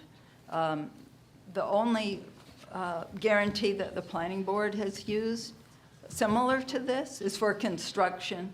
And since I've been here, and in fact, I've been here since this requirement was added into the planning board regulations for site plans, we've only used a letter of credit. So a bank would hold the money for the developer. And for one example was a road built by Kevin Violet, Streamview Drive. And the bank held the money for the construction of that road. And as he built portions of that road, the bank released that money. So that's the kind of thing that we're talking about here. Right, yeah, I see it, it is actually spelled out there, so, I guess my concern is that, you know, the land could be owned by a person at the time that it's built, and then when it comes to decommissioning, that may have changed hands, so. Yeah, this state law does address that as you revise the financial guarantee, the new owner would be subject to that too. Yeah. But again, this exemption was requested by a developer, and Okay. I don't know that there's anybody totally committed to that, but there may be other developers who will be unhappy with this if we strike it. I guess those developers could come back and ask you to put it back in. I don't know. Thank you. Ms. Beveridge, and what was the rationale that that developer offered? I mean, I can imagine what that might be, why they might be asking for that, but what did they say? Well, he felt that it was his land and he was going to clean up his land, and so why should the city be holding his money? Uh-huh.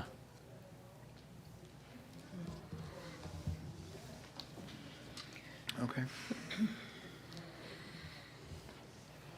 All right, so we have a motion to amend to include everything as it's written in the piece of paper that was handed to us tonight. Does anyone have any other discussion about that amendment at this time? I got a question. Yes. So is there a sense of urgency with this? Is that a question for me? Yes, I guess. Mr. St. Peter would say, yes, there is an urgency because he's asking for rezoning for his property to develop a solar farm on his property. And at the last meeting, the council said we would like to have this language, this ordinance revised before you come to the planning board. Because there's some danger if he comes to the planning board that we could be seen as, the city could be seen as changing the rules in the middle of the game for him. So he's not the one who asked for this exception. It was a different developer who was also waiting for this language to be revised. Okay.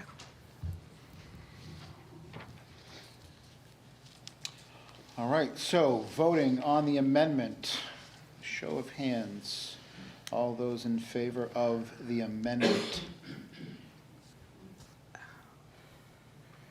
All of those opposed to the amendment?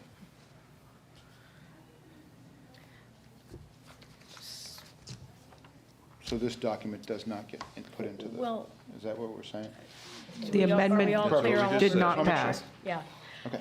I mean, I guess my position would be, I would like to strike the requirement, the waiver from the amendment, so that would be an amendment to the amendment, but we haven't voted on it yet, so. Well, we just voted down voted that on it, so now amendment, this is a new so. amendment. Okay, so, right, so I move that we adopt the language in the original amendment that was presented to us without the sentence, this requirement is waived for solar farms smaller than 3 acres.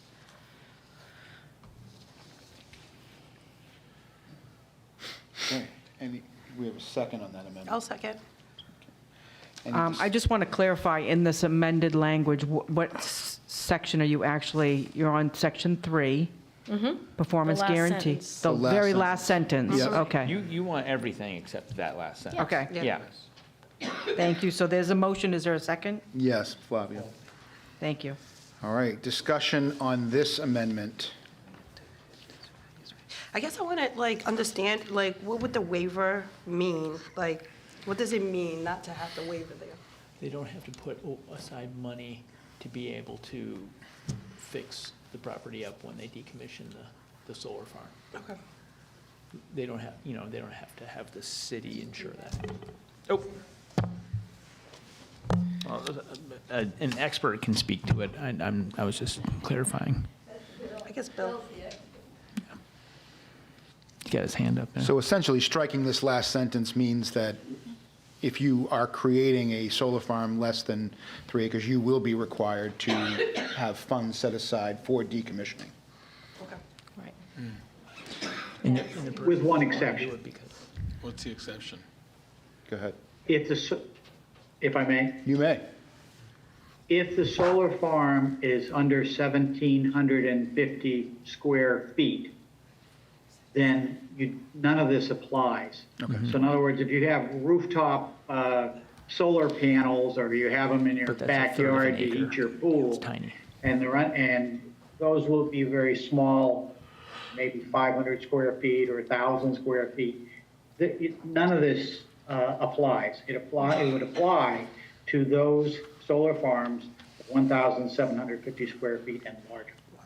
Gotcha. I want to make sure everybody's clear on that. So if you got a 2-acre solar farm or 2.5-acre solar farm, you're going to have, if this passes, you're going to have, whether you own the land or not, you're going to have a decommissioning plan and provide financial assurance so that when that time comes, there is going to be the money available to dispose of all the items and restore the land to what it was before, essentially.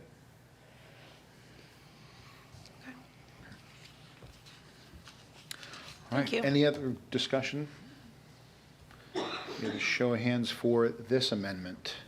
All those in favor? All those opposed? 5-1. Okay. So can we move it as amended now? So moved. Second. Councilor Lee still has his hand up there. Does he have another thing to add? Oh, well, thank you. Okay. So, can I ask a question now? You can. Okay. So,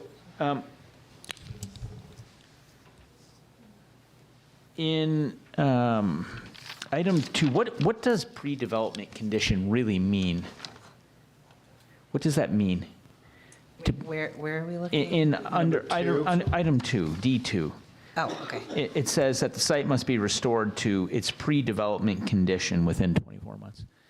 What does pre-development condition mean? You would remove the panels, you would remove the wiring, you would have to remove soil and the state. Any fill. Yeah, there's a definition of decommissioning in the state law, and I reference that so as not to have to describe that. Gotcha. So I didn't pay a lot of attention to it, honestly, but obviously the idea is that we don't want to be left with a contaminated site. And I don't know what might come out of these panels. I don't have any expertise in that at all, but I think there are people that are worried that there might be something that would come out of the panels or fall off the panels or whatever, and make this no longer soil that could be farmed, for example. Mm-hmm. But that doesn't have anything to do with, say, clearing a wood lot to put this. They don't have to like replace a wood lot or something like that, or. I certainly don't think that was the intention. Yeah.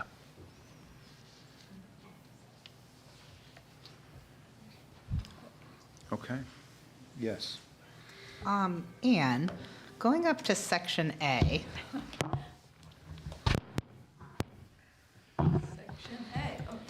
Section A. So there's some parameters here, under A1, 1 through 6 there. The 20% or more, 20% or greater, 0 to 15 inches, 300 feet from public water. And then in B2, you have the 10% of a solar farm site consisting of soils defined. Just, can you talk about kind of where those parameters came from and how they were defined? Well, there are various sources. Yeah. The first under solar farm siting, where we're encouraging the farms, is on land that might not be developed for other uses because it has constraints on it, such as wetland. And most of this language comes from the description of the resource development, resource protection district, sorry. The 20% of wetland actually came from a developer who has a site, so there's nothing sacred about the 20%. So it's arbitrary, so we could It's set that at arbitrary. 15, we could set it at 25, we could set You could it, set it whatever you want. so it was But the rest of the done. language came out of our existing Right. So I guess my concern zoning is that this number was picked with one developer in mind, and there might be other developers who are interested in a solar farm who the only one of these 6 requirements that they might come near hitting is, number 1, but unfortunately, they only have 15% of wetlands. And so do we have any understanding of what land would be excluded from this with these constraints?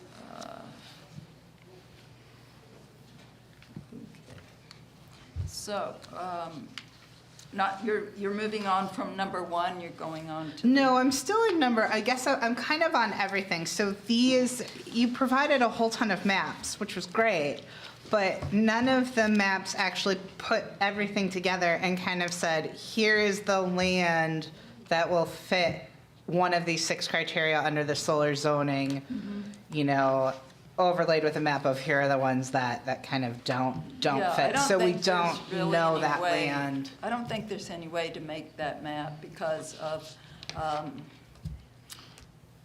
the farmland soils on the next section. It's hard to know where the developer would want to put the solar farm on his property, so. Yeah, and I guess that's my concern, again, with the arbitrary 20%.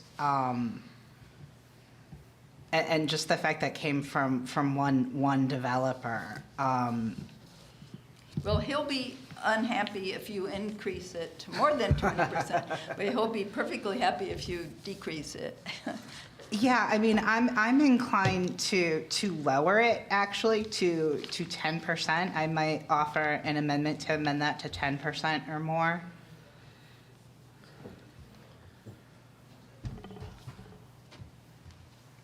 All right. No, that's fine. So you're making an amendment? Yes, I'm to making an section- amendment to have that to 10% or more of wetland from the 20%. I'm just making that arbitrary number a little lower to include more developers instead of arbitrarily excluding developers. But I will say that the purpose of this exercise was try to protect natural resource areas. So what you're doing is, in effect, allowing more people to Well, yes, develop because it. otherwise they wouldn't be able to use, this is for land in which they wouldn't be able to use otherwise.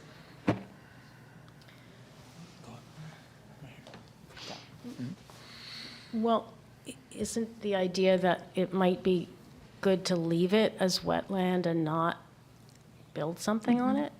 Are we also not required, though, to give developers a way to develop their land? Well, that's an interesting point, because if your land is zoned industrial, for example, and you're not asking for a solar farm, the exact same piece you can build a factory on. So it's only solar farms that you're preventing them from building on that land. Assuming they can So if find we a way prevent to them from building a solar farm, we're just allowing them to do further destruction to the land by putting in any giant industrial buildings or whatever. So yeah, in that case, I would definitely encourage someone to second the lowering of that down to 10%. I'd rather have solar farms than the land destroyed.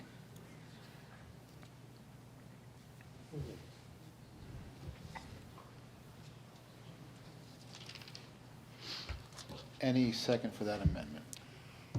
I'll second. Could I ask which section you're specifically in, Counselor Okay, Finch? I am in, it's page 2 of the original document. Okay. So I am in A1 and then sub-A, sub-1. A. It's under solar farm siting, section A. Would it be helpful? And then it's subsection 1. Oh, I see, okay. And so it's, From 20 to 10. I see. A1, Yep. A1. I'm in it. Thank you. I'll second the motion. Thank you. Thank you. Okay, discussion. You still reading? Yeah, I'm reading it, I'm trying to understand. Sure. Implications. Any discussion from the council? Rebecca? Well, the way it reads right now, it says that the parcel, that the parcel cannot be developed for housing, commercial, or industrial uses because of that percentage, so, which implies that a person couldn't build a factory or It's, whatever. it depends on how much money you want to spend. Yeah, I see. So you can develop most anything if you want to spend enough money. Right. Filling wetland, for example, is expensive because you have to pay, you have to provide money to the Army Corps and the DEP to replace that land somewhere else in the watershed. So.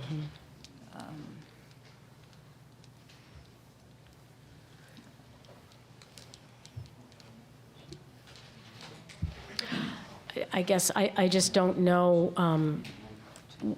environmentally what,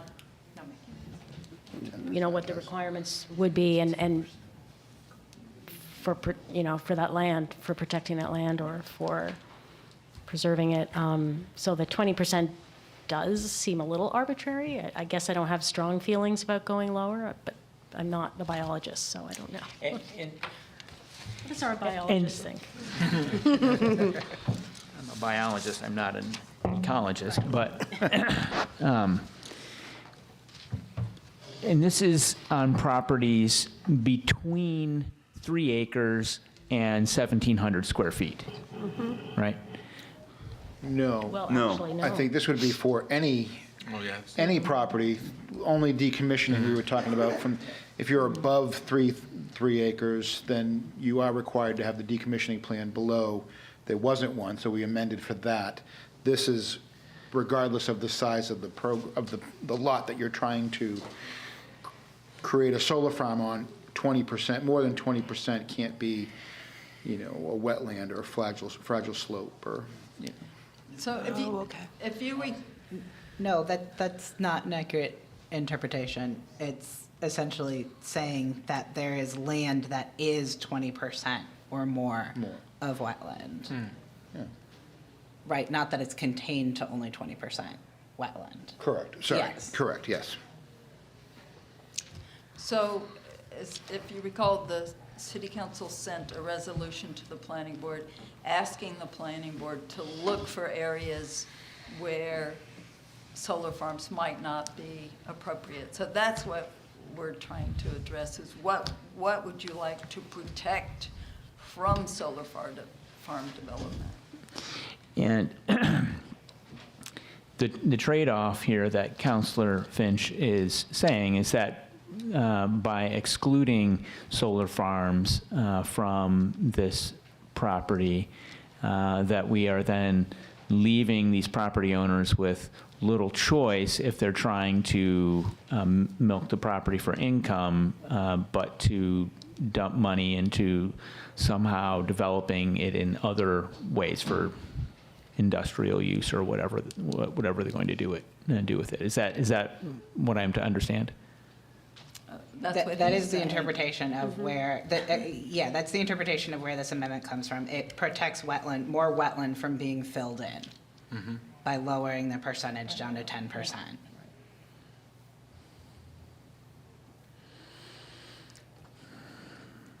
And in your studied, experienced opinion, how frequently do you see this kind of behavior where this sort of wetland swapping, filling in a wetland to put some sort of a site on it? It happens, right?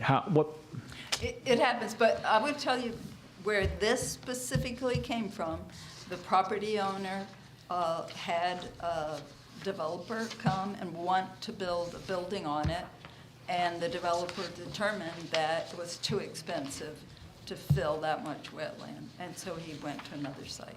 Mm-hmm. So I think probably if you're not going to build a solar farm there, you're not going to build a building there either, but Yeah, that's kind of what I'm saying. So Just are we depends on- actually protecting wetlands here? Or are we sticking, are we going to end up like, what I want to know is what is, you picked an arbitrary number, 20%, I see that. But that it was picked for a reason. yeah, because of a specific site, yes. Yeah. And So it's a sample of one. Based on the sample of one site, I picked that number. Right. Because, ideally, we would have our number at whatever the market would determine, right? Ideally, yes. Yeah, and so, we do have one market data point, whereas sliding it down to 10%, that is an arbitrary move, albeit one well-intentioned, perhaps would not be giving us the outcome that we're, I follow your rationale, but I'm questioning, and I think our sentiment for the outcome is the same, but I'm questioning what. Yeah, this is why a map would have been helpful, or at least some way of understanding if there are properties that are 15% or more wetland that, fit any other criteria, but you don't know. I mean, again, that's my concern, is that a developer is going to come and they're not going to fit anything else except they're going to have 15%, wetland. And they're going to say, the only thing I can do on this farm, or the only thing I can do with this land is put in a solar farm, but I don't hit this 20% or more, so now you guys are also preventing me from developing my property unless I'm going to spend a ton of money filling in this wetland. Yeah, but I'm not even quite sure how much a map is going to answer that question, because what you're really asking for is a kind of a complex analysis of what the cost of remediating that wetlands might be in a generic sense, which it certainly is going to vary from site to site anyways, and balanced against the potential economic output of that property given whatever development potential it has. So,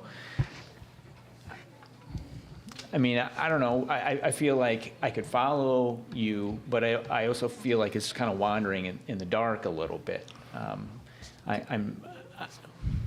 Could I suggest that one approach might be to leave it at 20% and wait and to see if a developer shows up? And then he can come back to you and say, well, please look at my site, and this is why I need you to change that number. Yeah. That would be the approach I would favor. I like that because it's more conservative, and we still reserve the right of approving whatever plan comes before us. With this I think it's in a mind. terrible way to make policy, of saying the developers have to come to us one by one and get their policy approved.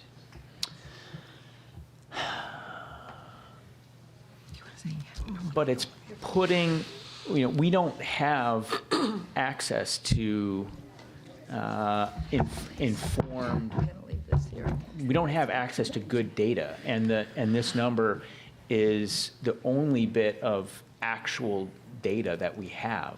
Which is why we should be making it as least restrictive as possible and not just going off of what one developer's needs are. So could I just add, I mean, this is general guidance for the planning board. The planning board isn't going to be looking at a piece of paper and saying, oh, there's only 19% of wetland, so nope, we're not going to recommend rezoning. That's not the only criteria we're looking at. So it's really about whether something can be developed. So Then why that's have the percentage in there at all? That's one guiding criteria. And so it's not binary on everything. And it's not check off this, all these things, you get a solar farm, right?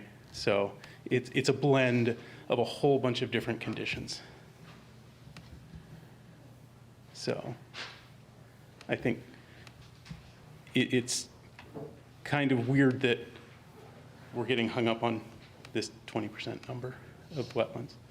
So Because it's someone could decided have arbitrarily. I'm someone just could have against 0%, arbitrarily making policy. but someone could have 0% of wetland and still get a solar farm because of other factors, right? They don't have to meet all of this criteria. So, But they do have to meet one of them. right. And we have zero knowledge of how much wetland is on each parcel. So trying to come up with maps would be impossible unless we survey every inch of Waterville. So. Councilor Green. Does it make sense to take the percentage out? Oh, I'd be in support of that. Because significant percentages, I mean, if you say 10%, that doesn't even sound very significant. Well, right, and significant percentages could, that term could change by developer, right? Like one developer could say 2% is significant, another one could say 80. So. I just have to say that our city solicitor doesn't like us to be arbitrary, and if we just said significant, he might say, well, what does significant mean? And so I actually tried to find a definition that would, but could we get a comment, Bill, please? Can't hear you. State a percentage. See? Even if it's arbitrary. You can't get into an argument over it if it's a definite number. Significant is, in one person's mind, would be completely different than what it is in another person's mind. Right. So if you're going to have a standard, be specific.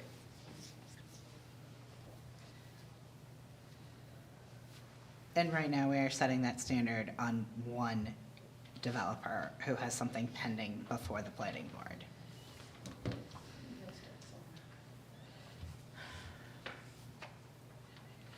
It's a very big wet spot right in the middle of the lot, and I could show you the parcel, but.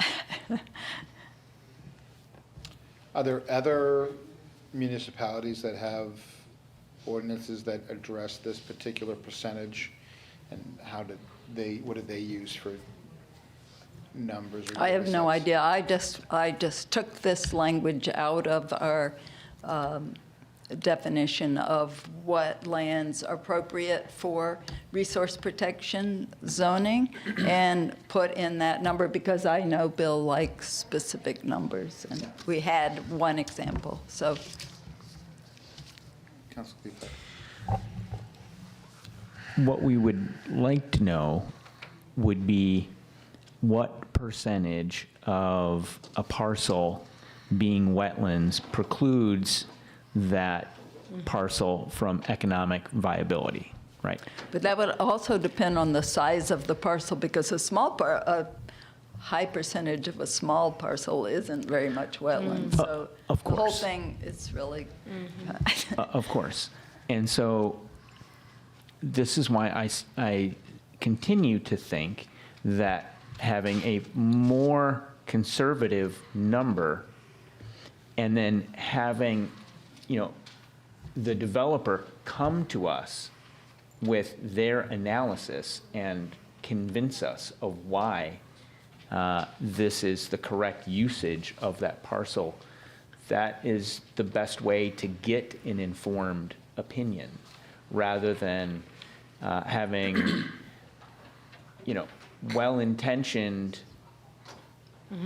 leniency towards solar farms with the hope that it prevents people from filling wetlands in, but still not based on anything but one counselor's guess as to what the word significant means, rather than having a developer who has done, what I would assume to be their due diligence before they present to the council.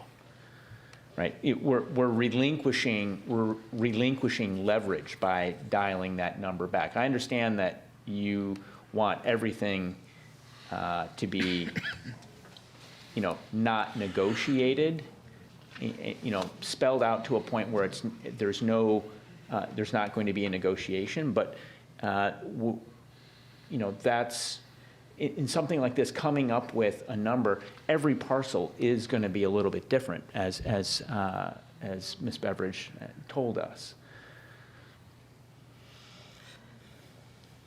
You see what I'm saying? So, like, I'm not. But couldn't we just say because of the presence of wetland instead of defining an arbitrary percentage? I think the solicitor addressed that a moment ago. No, he said don't say significant percentage because a significant percentage can mean different things. But if we just said because of the presence of. But there's wetland on very, very high percentage of the Oh, is there? parcels in Waterville. So it kind of defeats the purpose that you sent to the planning board, which was to protect natural resources. Councilman McCormick, do you have- Well, I was going to say, we're playing with other variables here too, because you could have, let's say this season has been a 99-year flood season, okay? It's going to bring wetland out that we hadn't seen in 20 or 30 years. And we may not see again for another 20 or 30 years. We are creating wetland right now just because the way the weather is. I'm going to go with Mr. Kleepcheck over there, and I pronounced it wrong again, I know. Love you, Tom. But I'm siding with him on this one. As soon as somebody shows up and says, I need this changed and why, and here's my evidence, because how much of Waterville is actually wetland? We have a map that tells us that. Well, no, we don't. We've got to guess at a map that tells us that, because it changes. We have dry seasons that reduce the wetland. We have rainy years that increase the wetland. So for somebody to bring something to us that we send to the board goes over, the planning board goes over everything, they do their due diligence, and then they bring it back to us, yay or nay, is what I'm going to say would make the most sense. Because in a particular year, it may be a dry, or we've had a number of dry years, and the wetland is reduced. And they're going to say, yeah, it's beautiful. The next year, we got a solar farm sitting in a flood zone because it rained so much. There's too many variables in here. So to have somebody with doing their due diligence that knows more about what's going on at the time. All right. And I can live with the 20%. Okay. I got a question. Yes. So what difference does it make from going, I understand, we've heard what difference does it make, but I'm just thinking being a little bit proactive, like dropping it down a little bit, and so like that you'll be a little bit proactive as when they do come along. So dropping it down to 10%, what impact would that do? More property would be able to have solar farms on it. Isn't that what we want? Or what do we Well, want? that's the question. Do you want solar farm on wetland, on parcels that have wetland? That land can't be used for anything else. Well, it's ecosystem services. Ideally, it persists as wetlands. You have to take into consideration it's a wetland, and what is it going to take to put that solar farm into that wetland? How much damage are we going to do to a cedar bog because the water table's down and they got in there with a skidder and they started tearing everything up, and then the water comes back because we made it 10%, and at that particular moment it matched to 10%. A year later, it's back to the 20%, and it shouldn't have been there in the first place. No, that's an incorrect interpretation of what this is. I'm not interpreting, I'm stating simple fact. I'm just going to let that go. 15%? Split the difference?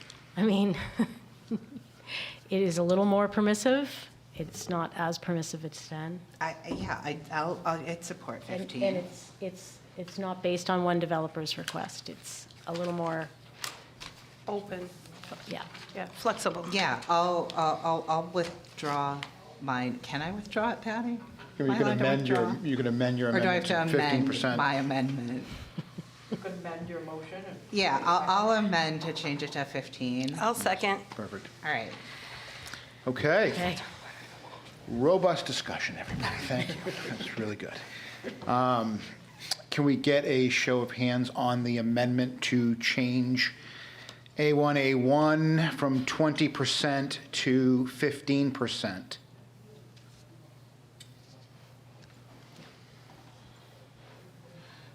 All those opposed? Okay, thank you. Okay. Can we move it as amended now? We, So moved. Second. That's teamwork right there. we were all in that together. Yes. Okay. All right. What else do we have? Any other changes to this, any other sections to this at this point? Okay, so I need a motion to move this whole thing, right? Are we good? I'll motion to move the whole thing as amended. I'll second. Yeah, second. All right. Okay. All those in favor? All those opposed? Wonderful. And thank you. Thank you. Planning Board, thank you for the work that was done to bring us this document. We certainly appreciate the hours of discussion over multiple meetings that took place, so thank you very much. We appreciate that. Thank you. Okay. All right, moving on to Resolution 50, 2024. Approve the amended remote participation policy. Move to adopt. Second. Okay, any discussion?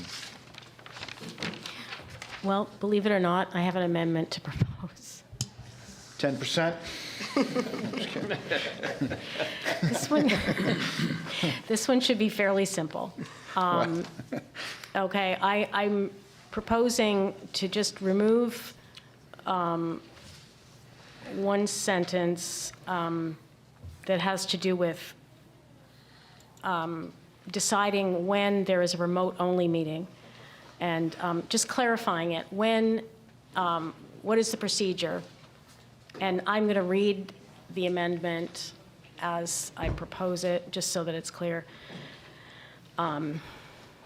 So members of the city council are expected to be physically present for meetings, except when not practicable, such as in the case of an emergency or urgent issue that requires the city council to meet via remote methods, or an illness or a temporary absence of a counselor that causes significant difficulty traveling to the meeting location.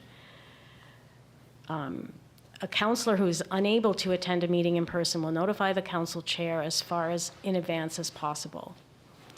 And then this is the change. In such instances when the city council needs to meet using remote methods only, the council chair, in consultation with the mayor and other councilors, if appropriate and possible, will make a determination that remote methods of participation are necessary in as timely a manner as possible under the circumstances. I will go ahead and second the amendment. Any discussion on the amendment? Seeing none. We get a show of hands on the amendment. Sorry. Do you have, you can ask a question. Rebecca, I couldn't quite hear particularly the last part. Okay. It's the part in green, Nancy. It's just, that paragraph was a little confusing because it sounded like anyone who's not going to be at a meeting had to get permission from the council chair, and I don't think that was the intent.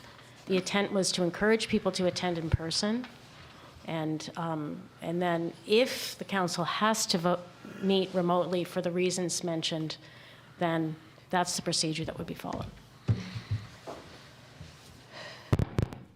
Sorry. Nancy Sanford, Ward 1. So is this guaranteeing remote access,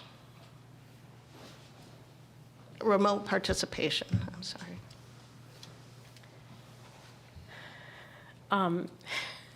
I believe it is, yes.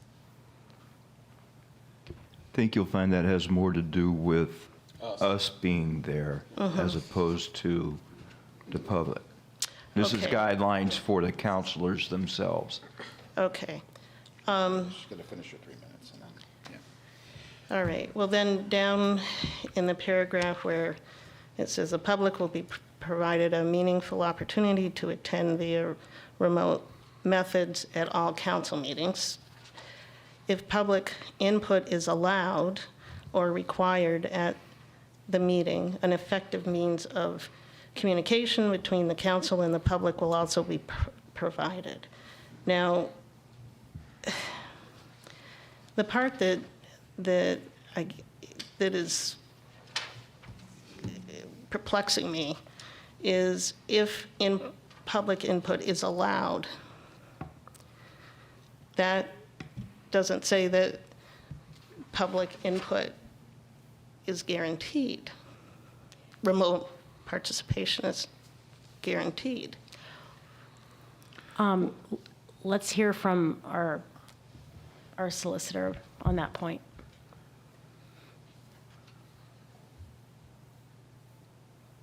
First of all, the matter before you immediately is not what Nancy Sanford just brought up. The matter immediately before you is the amendment that Rebecca Green just proposed, which is a completely different section. Correct. I think it's important that you address Correct. the Thank immediate matter before you, and then when you're talking about the other amendments, I think that ought to be addressed, or else this will get a little confused. Fair enough, thank you. Okay, So the amendment was voted on, basically move the whole item. Sorry, the amendment was already voted on 6-0, so you need to move the item as amended. moving the item as amended is the whole body? Putting the whole item back on the floor with just the Motion approved is amendment. amended. Perfect, thank you. Second. Okay, Okay, so now the whole body is on the floor, the whole document again. thank you, okay. All right. Now, is it appropriate for you to, Bill, to weigh in on Nancy's?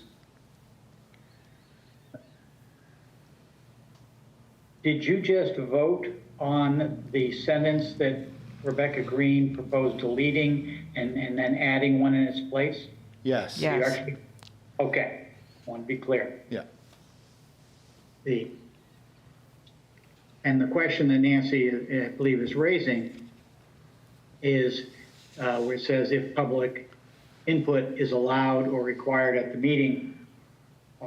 Basically, what that is saying is that anyone participating remotely is going to be guaranteed the same right of access of anyone who's actually attending the meeting in person. There will not be a second set of standards.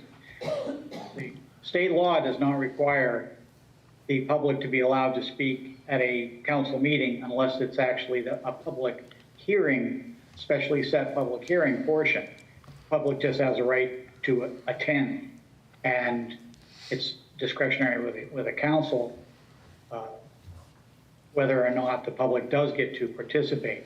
So what this language is saying is if public input is going to be allowed by somebody who's present, then it has to be allowed for anybody who's participating remotely. The rules have to be the same. Correct, okay. Okay, thank you. You're welcome. Okay. Any other amendments or questions with regard to this particular policy? No. Seeing none, we get a show of hands.